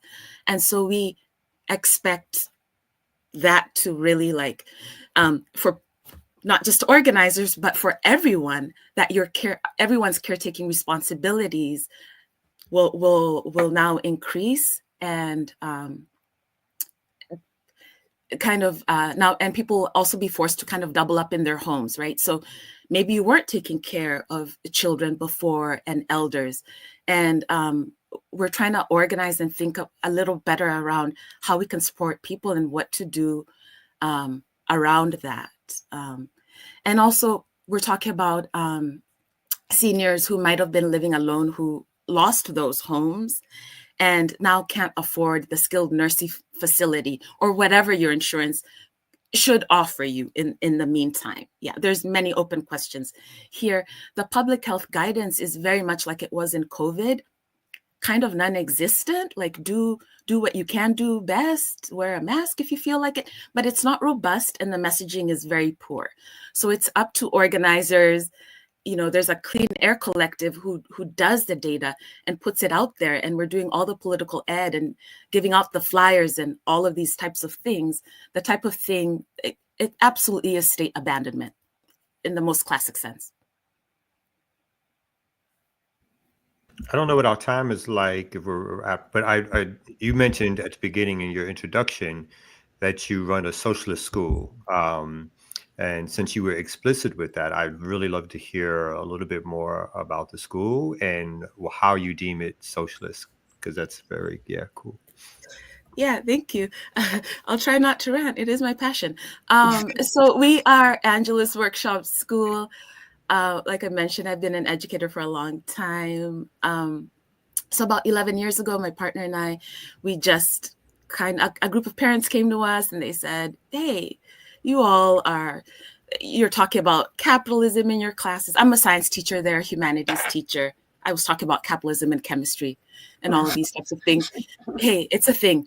And, a group of parents came to us and they said, hey, have you all considered doing a micro school? Because we want to spend more time engaging with these topics. And that's kind of what we did. We're a community school the model is always like 50 or less. And we're grade 6 through 12. And it's for kind of community-minded folks who are really, really interested in anti-capitalist education for themselves, for the communities. It's an opportunity for us to also, I also will say it's very intellectual academic rigor type of thing. So we don't have the worksheets. We're reading Capital. We're going to learn some critical thinking and move slowly. And we're going to write papers and we're going to go out in our communities. And a lot of my students are involved in Puma with me and go on to universities to kind of do that kind of thing. But yeah, I'm always happy to talk about it all you like. But the model comes out of, liberation schools. We're very interested in a lot of models from Brazil, like from Paulo Freire. We're very interested in the work of educators like Cabral and like what does it mean to be educated in this moment as a young person? What's ultimately going to matter? And young people care about being free as well. And so if they ask us to do it, we're going to do it. So yeah. Kamal, you're not gonna mention the Shakur School, the CMB Neighbor Program? Yeah, I'm sorry. There's so many. They are members of BAP. Yes, I'm sorry. Yes, I really wasn't expecting this one. Cindy, did you want to talk about the co-op? Because that is the collective that is members of SoCal BAP and CMB and I think AAPRP now are doing. So I think that's a base for where people are picking up some of the mutual aid as well. So I didn't know if you want to talk about that. Yes, I will very quickly because I know our time is up here. So yes, in this co-op with BAP and all of these other organizations, we are lucky enough to have a couple of independent bookstores and a couple of community hubs. And if you know the price of real estate in Los Angeles, like it really is a heavy lift. And it's one that's not just supported from people in Los Angeles. We see the support that we get from everywhere all around. And so there are hubs for, we're moving supplies, a lot of political ed. And the supplies are not just for people in disasters. There's a hub I went to in Inglewood the other day, Black Lantern Books. And it was people not even necessarily affected by fires, the economy is bad all around. And so there's need all around. And then there's folks who are now, like I said, doubling up and supporting other people too. And so it's an opportunity for mutual aid. Of course, it's the usual donations that we understand. But I also like to think of mutual aid. We have to go beyond redistribution. It is also fundamentally about changing our social relations and opportunities to like change how we think about our material lives. And that's the excitement of the co-op. A lot of new people with energy who might be new to the concepts, but are about it. And so, yes, I'll stop talking there, but I'm happy to drop all sorts of links in the chat when I get off. No, deeply appreciate. If you want, we do have a BAP SoCal member who did lose their home in the Altadena area. There is a GoFundMe for them, so we can drop that link. And then also, I know the Black Lantern Co-op, which is that bookstore, which is which I was speaking to. There is donations they are accepting right now, not only for just the bookstore itself, and I don't even know if it's a bookstore. It's like a library, so to speak. I think. Yeah. I'm not sure. Yeah. But they have a link for that, and then also they are offering supplies like the masks and allowing people to come in and bathe if necessary. So they are accepting donations. So we'll drop those links for both of those. But Nidhi, I appreciate you so deeply. I know Kai said in the chat, if you all are not familiar, go to Millennials Are Killing Capitalism. There's a fantastic episode with Fanon and Marxism that she's on, that she speaks to. So yeah, Thank you so much. Thank you all so much. Thank Really you. appreciate it. Appreciate Thank you. y'all. Thank you.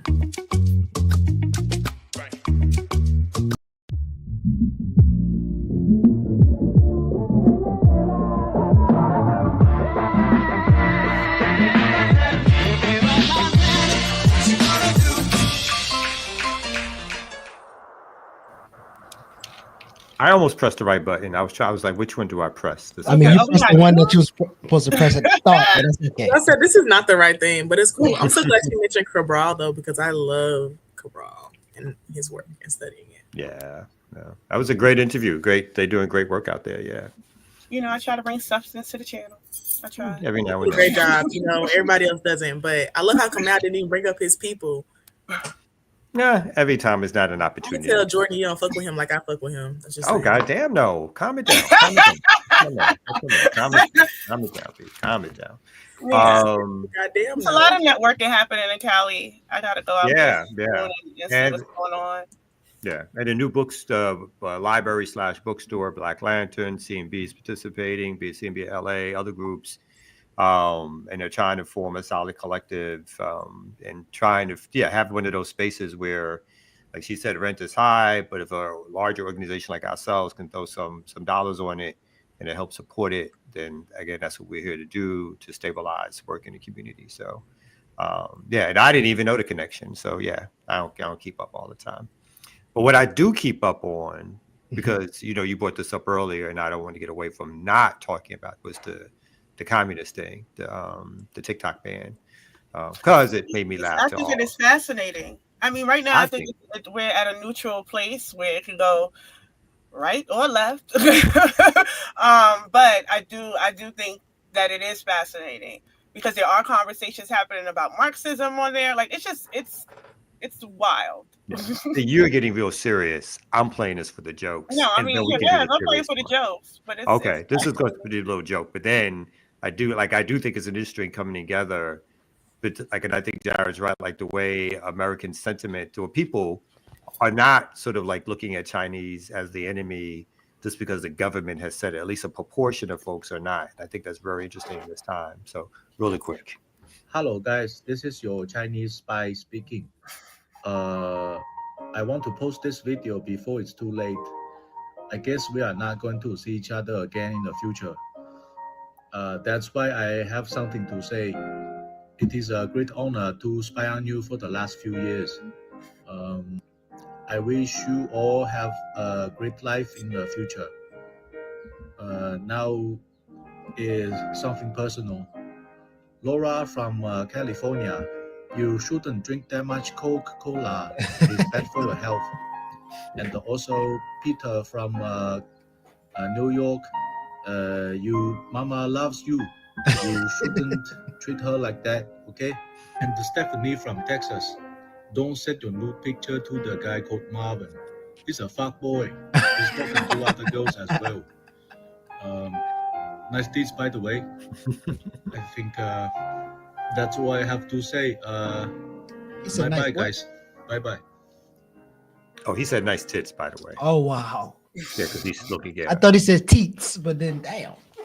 No. That's not I just want to say, as the person who's actually on TikTok, this has been so interesting to watch. And I did make a Red Note account, and I lasted for 5 minutes, and I was like, no. Because like other people who actually are creators on TikTok, like I have 18,000 followers.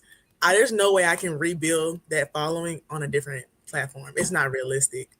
Like, I think that's the biggest thing from like people who are small business owners or like actual creators on there. Like the following that we have on there does not translate over in other places. And there's a reason for that because of the way that the app is set up.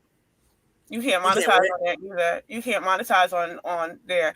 Also, they have it set up. My to TikToks where actually are monetized. I don't make no real money. I think I like $2.19. Not on TikTok, but on the on Radio. Yeah, you can't monetize on there, and they have it set up to in such a way that you can't be an influencer on there. Like if you get so many, like once they notice that you're getting too many, they calm that shit down.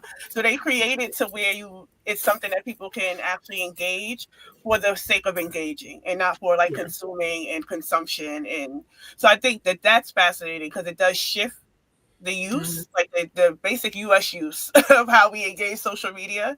And then, so they're being, what I think is interesting is that I'm watching people like make comments about, jokes, are y'all going over there?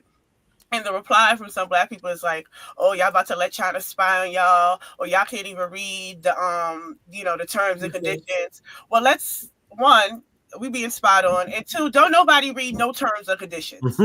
Even when they're in English. Nobody's reading them in English or Mandarin.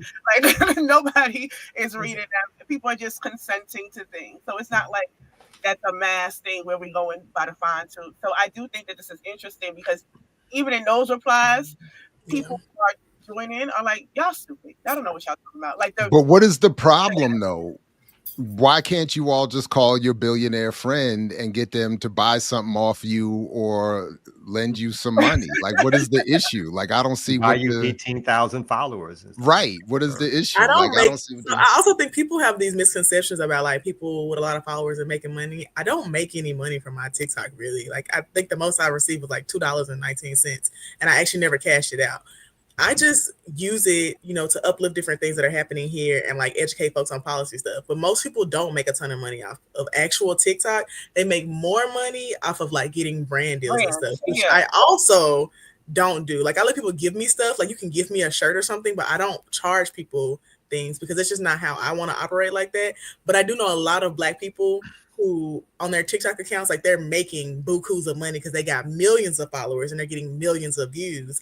And there's no way that can translate to like an Instagram or a Facebook. Like, they don't get the same interaction.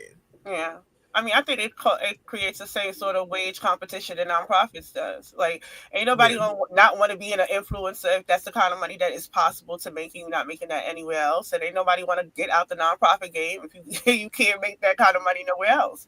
You're not gonna get that kind of benefits nowhere else. So I think it does create that kind of wage competitiveness. But what I do think Red Note does is does change the way people interact, because even to the point, like if your focus is about the 8,000 subscribers or viewers or that you may have on TikTok, where they're encouraging more of like a social use of it. Like, this is just for fun. This is just for whatever. And it's for the shenanigans. Yeah, right. And it's jokes. But I think the way that we've seen, I think TikTok and social media in the US in general speaks mostly to this isolation of the youth. Like even in terms of gaming, right? Like, nobody's really interacting outside. This is the parasocial relationships that have been developed in the last decade about how people engage. And then here comes this platform that's like, well, one, you're losing this platform that has really heightened engagement in the last 4 years and how changed how people even interact online. But then here, and now it's gone. And those people who have been kind of conditioned into using social media a particular way are so attached to social media that they inadvertently end up in the arms of a Chinese app. that is nothing. I can't take it. Yeah, that is nothing. Or they just don't care anymore about the idea that the false notion that somehow the Chinese government, and I say false, most likely because like the Chinese government has done everything it can to capitulate to the U.S. government in terms of how it keeps data, holds. Like, it means to agree with. You could have just said that. You ain't have to use all them big ass words, but okay, keep going. Okay, just slow it down, B. So basically, what they've done is they've allowed them to dictate to the company, to TikTok, about how to hold data, where that data is held, who has access to the data, over and over again to show that the Chinese government itself is not receiving this data. And then the other thing that I think has been beautiful that people have been pointing out who've been users of the platform is that stop acting as if TikTok is the only one receiving data when all these social media platforms are mining our data for consumerist purposes to make us buy shit, to keep us on their app, to sell our information so that they can make billions and billions of dollars. But they're targeting TikTok because it's easy, because it's racist. No, but remember that's what they said though, Kamal. Remember they said that part of the push to allow TikTok to survive is that they have to sell to a non-Chinese owner. So they're just saying we don't want a Chinese competitor for all the spying we're doing, And then, to our new Chomsky, our updated 2.0 Ben Norton, the Neo Chomsky, as I'm calling him. I mean, his point is, first of all, China doesn't need TikTok to spy on the United States. I mean, that in and of itself is ridiculous. They have that. Never mind, they have any number of other opportunities through all the stuff that they do, like the intelligence agencies in the United States, to read everybody's stuff. They don't need an app, a Chinese-owned app to do it. But they already did with the shrimp fried rice spot anyway. So and then to Ben Norton's real point, particularly the business community, the elite business owners of this country, they're not really trying to beef with China because, of course, China's making all their products. Right. So it's like, what is this? And to Kamal's point, Facebook is definitely making more money off of like people buying stuff and like the random ads. Sure, Zuckerberg has no incentive to be part of this parade calling for getting rid of TikTok. He has no incentive for that. He's just an innocent defender. He's an innocent U.S. patriot. What I do think is interesting, though, is the highlighting of. So I don't know if people listened to Biden's final speech, and of course it was anti-China, etc. But there was like a warning about the oligarchy, the potential of an oligarchy being formed with the tech bros. And I think that is very interesting that that warning was given on the way out, as if to say that this is only going to be a problem now with Trump, right? So now that's his Eisenhower military-industrial complex. He tried to have his Eisenhower moment. Yes. So he that's funny. That is funny. No, but he's highlighting Bezos and Zuckerberg and all of that. And Jared, I remember I think you did an episode on Meta and what Meta intended to be, which I think fell flat on its face because right, yeah. But it did try to create that sort of alter universe because of the isolation that people are being pushed into, right? So you don't need to go outside and come into this Meta universe. What you need to go outside for? Fell flat on his face, but again, you see, but this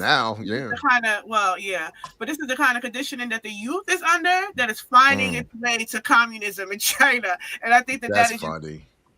It's the most fascinating thing to me. It's hilarious. Yeah, because if anything, they push the videos on Red Note. Oh, go ahead. Say it again. These videos on Red Note where it was a few like different Chinese creators who were explaining like their government and like what the founder of their country, what he believed in, like explaining their ideology. I was like, this is the last thing they want us to see, right? Because they're just showing how actually China isn't that bad, but like she was like, I know that your government teaches you different things, but this is what this means, and was like explaining their government structure and stuff. It was so interesting. I was like, oh, they're pissed. I do think that's interesting because it is actually pushing people to, and there's a couple other memes I've seen where they have sort of US folks and Chinese folks talking while the US government is shouting, hey, we're banning TikTok. And the people are going like, okay, all right, leave us alone. We're actually bonding. So I do like that part where it seems to be shifting people to at least explore the idea of what other people are doing with their lives. Now, obviously, in my humble opinion, most of it is a huge waste of time. But of course, again, the other thing about social media that scares the powers that be is that it allows for folks to bypass corporate news and directly to put up things that are happening, which I think did have a huge influence in the level and the quickness of support for Palestine. Was that people got pictures on the ground that the New York Times and all the networks would not show you, would not give you that kind of information at the speed in which and without the filter of a pro-Israeli lens. And I think that also is something that they think scared. And I put up the story real quickly just to show, again, the capitulation or the ways in which these companies are like, they're not trying to be models of resistance. They want to be able to exist to continue to do their work. And it says here, the Shao Chu will join other tech moguls like Mark Zuckerberg, Elon Musk at the inauguration. And it says the chief executive of TikTok plans to attend President-elect Donald Trump's inauguration and has been invited to sit in a position of honor on the dais where former presidents, family members, and other important guests traditionally are seated. Two people familiar with the plan say on Wednesday. And this is obviously, Trump, who once talked about the ban, really he wants to be in control of it because he wants to extort some money out of it for his personal usage at some point in the future. He's not really interested in the ban. He's interested in the negotiation of how he can somehow profit off of this in the near future. And so a guy, the unserious nature of him himself, paired with the serious nature of the white nationalists who just see anything that's not white American as evil, is called for this interesting mix. And now there's going to be this infighting in MAGA around whether or not this will actually, and not just MAGA, of course, because the Democrats have completely brought on to this idea and mostly voted also for this ban of TikTok. Speaking of, I just want to say the CIA is in the corner screaming, crying, throwing up about this red note shit right now. Well, we gonna give it to Kamal's favorite white nationalist. Office periods in our nation's history. Oh, whoa! I've had a great partner, Vice President Kamala Wait! Clean that up. Clean that the up. honor of my life. Are you serious? We know Parenti's better. I mean, we don't have to argue about that. You gonna call that man a nationalist? You press play. You press play. To see the resilience of essential workers getting us through a once-in-a-century pandemic, the heroism of service members, of first responders, keeping us safe, the determination of advocates standing up for our rights and our freedoms, instead of losing their jobs to an economic crisis that we inherited. Millions of Americans now have the dignity of work. Millions of entrepreneurs and companies creating new businesses and industries, hiring American workers, using American products. And together, we've launched a new era of American possibilities. One of the greatest modernizations of infrastructure in our entire history, from new roads, bridges, clean water, affordable high-speed internet for every American. We invented the semiconductor, smaller than the tip of my little finger, and now is bringing those chip factories and those jobs back to America where they belong, creating thousands of jobs. Finally, giving Medicare the power to negotiate lower prescription drug prices for millions of seniors. And finally, doing something to protect our children and our families by passing the most significant gun safety law in 30 years and bringing violent crime to a 50-year low, meeting our sacred obligation to over 1 million veterans. Can you find the part where he talks about the moguls? We're exposed to toxic I don't want to hear the whole thing right here. I thought, I don't want to hear the whole thing. This is providing medical care and education. This is more than I would have wanted to hear from him. Where's the Also, oligarchy? he lied about the chips. Like China's 10 steps ahead on that. And what is this exactly? It didn't even make sense. Yeah, sorry. Yeah. No, he just bringing lied. Bringing jobs back here, please. That's ridiculous. While you're looking for that, can I just share something real quick? Because somebody mentioned this in the chat, and this will help Amber. Amber, this is why you got to pay attention to Roland Martin. He did a segment here titled "No Capitulation." All right. Roland Martin vows to fight against Trump fascism and racism. No retreat, no surrender. He's even stealing BAP's lines. Yeah, it's no compromise, no retreat. He's trying. He's trying. He's trying. No. Killer Mike signed up for the. I thought he joined too. I thought Roland Martin was allowed to join. You let Roland Martin feel it. He's the only one who cares about black stories, and y'all don't care about black news media. And he's just here to help, and y'all don't donate enough to him. Exactly. You need that money. So he's there. He vows to fight. So, and that was a tough thumbnail. His thumbnail team is doing good work. I don't watch his stupid ass, but whatever. I didn't push play. I just looked at the thumbnail. I'm talking about the thumbnail game. He's telling you no capitulation. No backing down. Somebody in the chat said Amber is a great addition. And I know that's right. Anytime somebody says your name in the chat out, you gonna just read out every comment when they say your name? Yeah.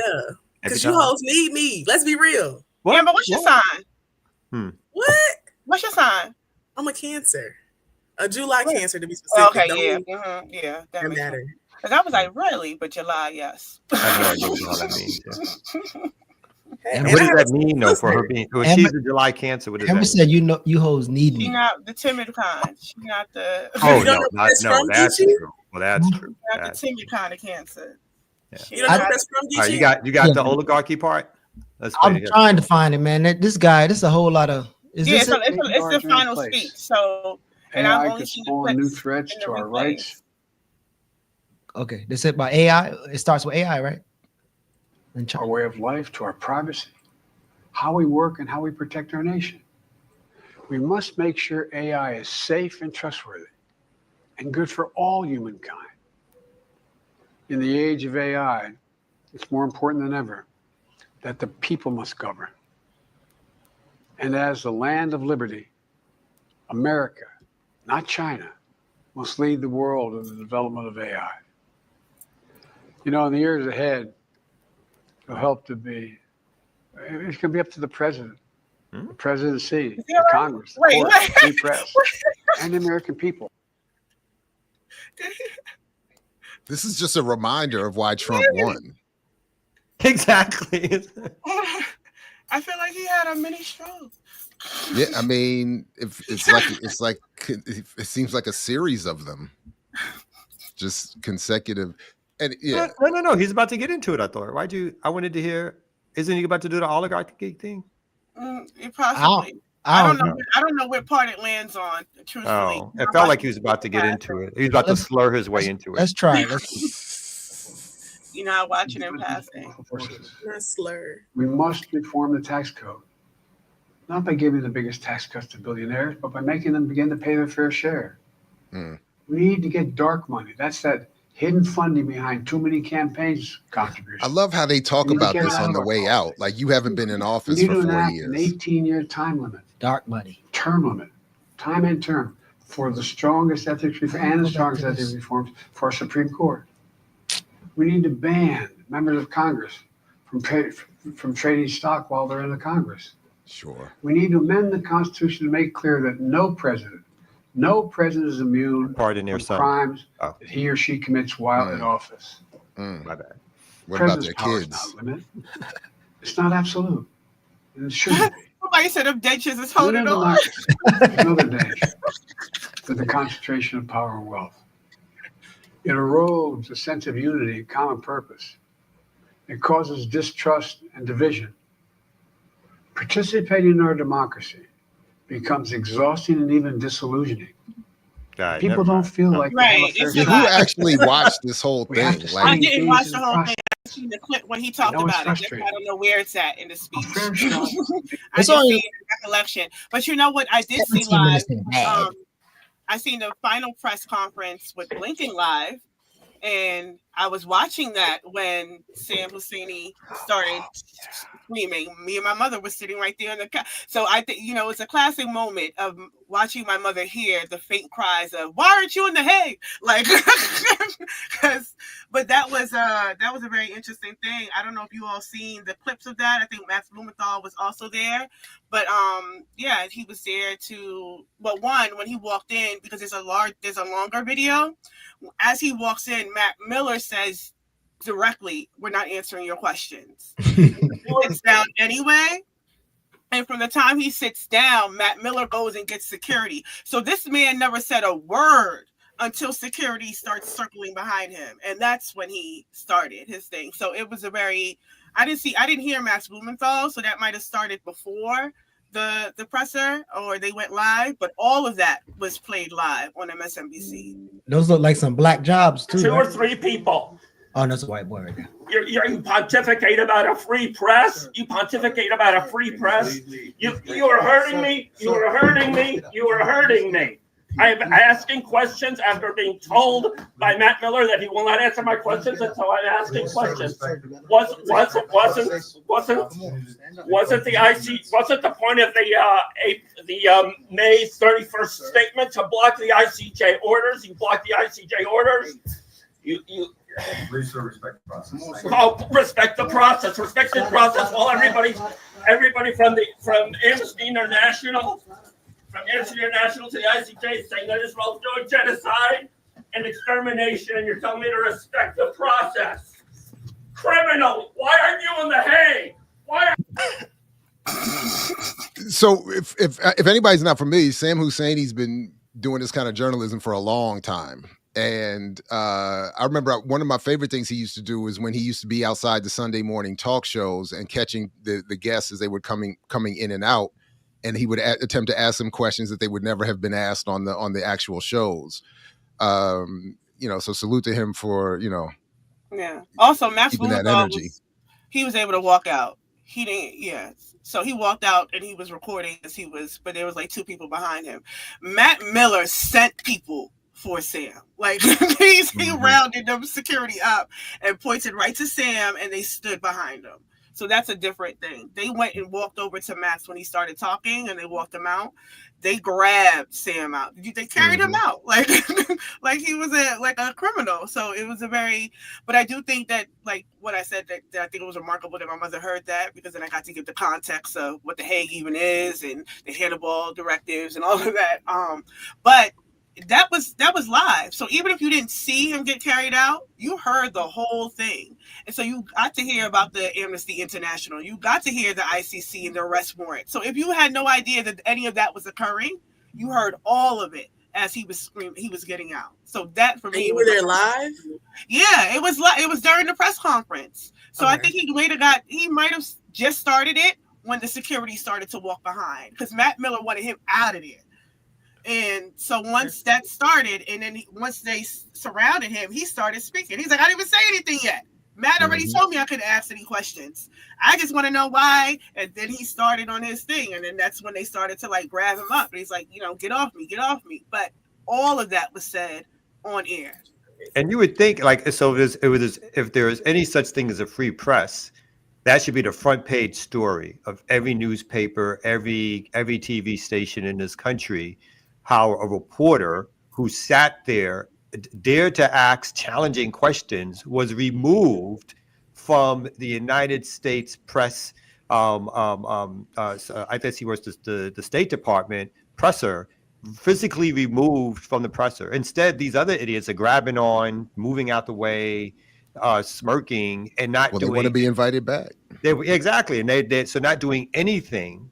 So it just shows you the state of so-called journalism that you have in this country. Others are like, oh, good, I can get that seat now. That's their reaction to it. Yeah, and they're dragging him out while yelling at him to respect the process. Right. And then also, even as that's happening, it wasn't even like MSNBC after the presser like gave an explanation, like what you just heard or what you just saw. Like it was like it never happened. Let's just move along. But it did, and everyone heard it. Like, why aren't you in The Hague? Was the final call as he's being dragged out, and that was loud as shit. And you don't even see him; you just hear it. And then and it's great if you do go to The Hague and you take a tour of The Hague, you can see all of the non-white, non-Western so-called criminals that they happily prosecute, and you'll I don't know, maybe one day someone from the West might get dragged in there, but that's who should be lining the halls of a building like that. But then you go down the street and they have the Peace House, so you walk down the street from The Hague, or not far from The Hague, if I remember correctly, and you go to, I think it's called the Peace House, which was donated by Carnegie to sort of clean up his image and talk about all the good that he and other philanthropists have done for world peace. So it's like, I mean, yes, Husseini is making a good point about who should be getting punished, but the whole process is a Western European propaganda scheme to deny the fact that they're the ones causing all the problems, and then sort of like sports washing themselves with houses of peace and Hague claims of punishing for it's wild. It's wild. Now I haven't looked at this one. There's Max. Max. Should I play it? Yeah. Who knows we had a deal, Tony, and you kept the bombs flowing. Why did you sacrifice the rules-based order on the mantle of your commitment to Zionism? Why did you allow my friends to be massacred? Why did you allow my friends' homes in Gaza to be destroyed when we had a deal in May? You helped destroy our religion, Judaism, by associating it with fascism. You waved the white flag before Netanyahu. You waved the white flag before Israeli. Oh, he's letting her push him out. Come on, Max. My grandfather was an Israel lobbyist. Are you compromised by Israel? Why did you allow the Holocaust of our time to happen? How does it feel to have your legacy be genocide? How does it feel to have your legacy be genocide? You too, Matt. You smirk through the whole thing every day. You smirk through a genocide. Well, look, he did it right. Sam should get some tips. don't get yourself dragged out with, and like Nefa said, leaving your laptop and your cell phone on there. Make content. Hold your phone up. Allow them to, slide you out without having to drag yourself out, and get all your commentary in there and film it. Content. Yeah, that's what I'm saying. Like, that's how you do it. What is Sam doing trying to like legit get dragged out, leaving his stuff on the table? That's ridiculous. Stupid. I just want to say, someone in the chat said that Amber gets on Kamal like Kamal gets on the ear doctor. And I just think that's such an interesting analogy. And I also want everyone to know that I'm always giving Kamal a hard time. Yes. Damn. She ear doctored you, man? I think she ear doctored me. I wanted to look for the clip of what's her name? The one for Biden, the Haitian woman. What's her name? Corinne, right? Her final. Yeah. She said she hopes that little girls who watch her every day on that podium can grow up to be just like her, and she served an inspiration. Yeah, I don't know if anybody can find that one real quick, and we can go out on that. Actually didn't inspire shit. Right. It's brightness, yeah. For sure. I think this is a good point too, because had he muscled that woman, but in all fairness, it was a woman next to Max, so that might be why there wasn't a tussle. He could have just stood there longer. She couldn't have pushed him out. Yeah, if he wanted to, he could have stood there and just waited for the big bully dudes to push him out. Well, at least I felt like if he buck up her body, she would have done a LeBron James foul. But like Sam demonstrated, if you're holding, but Sam showed you, if you're holding onto the desk, you can't hold your phone up to get the content. So that's what I'm saying. You got, like, Sam just needs to update his hustle a little bit. That's all. Is anybody finding this clip? Is somebody looking for this clip? That I was looking for, but yeah. Oh, okay. I wasn't looking for nothing because y'all didn't talk about my story, so I don't care. Ooh. What was your story? Why? It was about how Tennessee just called for a special session to push a voucher program similar to like the thing that's happening in Indiana. We can talk about it next Friday. I was gonna say, what's happening in Indiana? Where they proposed a bill to like dismantle their public school system. Oh, I did see that in Indiana. Y'all were talking about it because I actually watched the episodes. Oh no, I heard about it from Black. Yikes. Yikes. I'm not talking about Erica not watching, I'm talking about me. Because Gitchu was trying to say I don't be watching. I ain't said what. You was like, Amber, we talked about that. Ain't that the pot on the kettle on the pot? No, I ain't no. I be missing shit. I know it. All right, we can go out on a happy note. Oh, Yeah, her. All this. Take that hair with her. Not her. You don't like that hair? That's dope. That's a little dope. Dry And that is curls, okay. I couldn't stand it. The Not give a and day. take that happens here Not a day. is incredibly healthy, and it is part of our democracy. I have been honored to partake in it democracy. with all of you. Well, most of the time I've been honored to take it.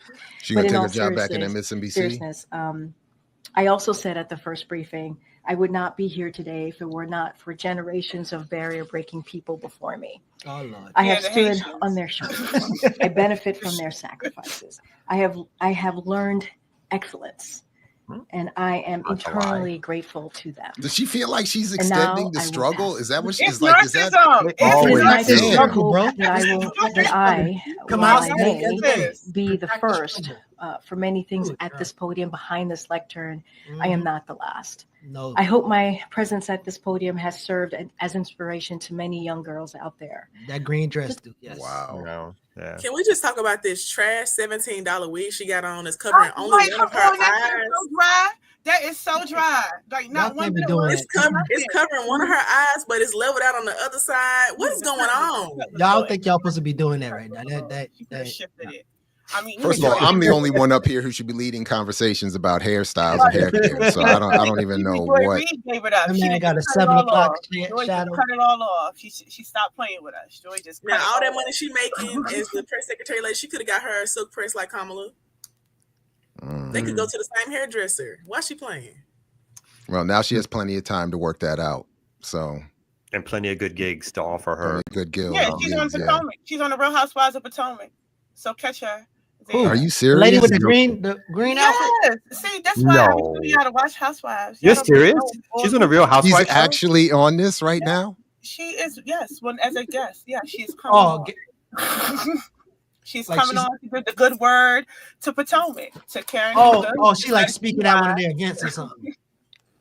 She's speaking at one of their I'm events. saying that was She on Married to she's not a cast member though, so I guess Yeah, she's speaking at an event. Not Okay. yet. She got the time now, though.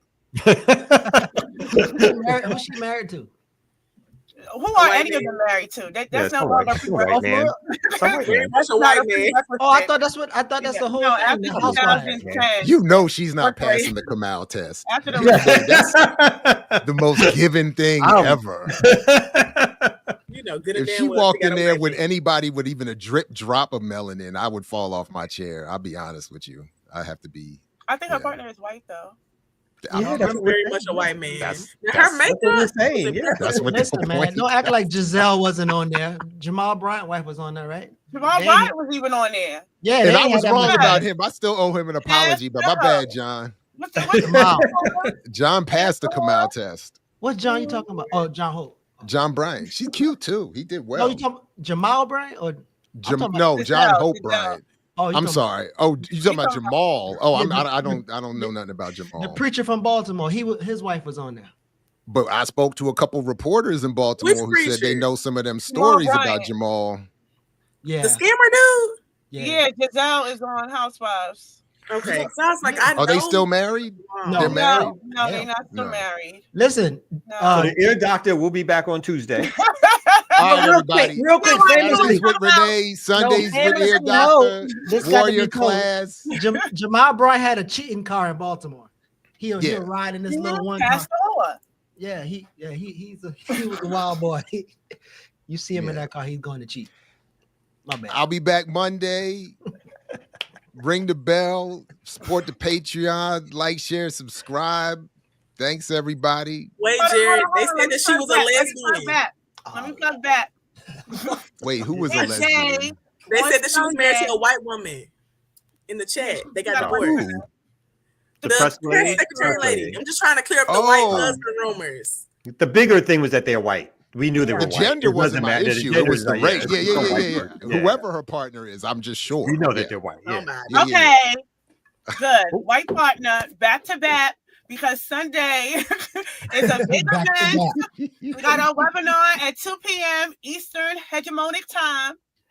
So go on the website, blacklionesforpeace.com, go on the event page, register, and if you are in Nashville or Aurora, Illinois, or in Baltimore, Maryland, or in the Bronx, you can go to one of the watch parties and commune, chill with some of the members and watch it in person live and then get some information. But please check out that webinar. It is on defending our sovereignty, protecting the zone of peace in Haiti and the Americas. So please register for that. And that's all I got to say. That's my PSA. You talking about Haiti, so Showing in you know what's her name Nashville, going to show Erica? up. Peace, everybody. As long as we're to fight for it. Fred Happy. Peace.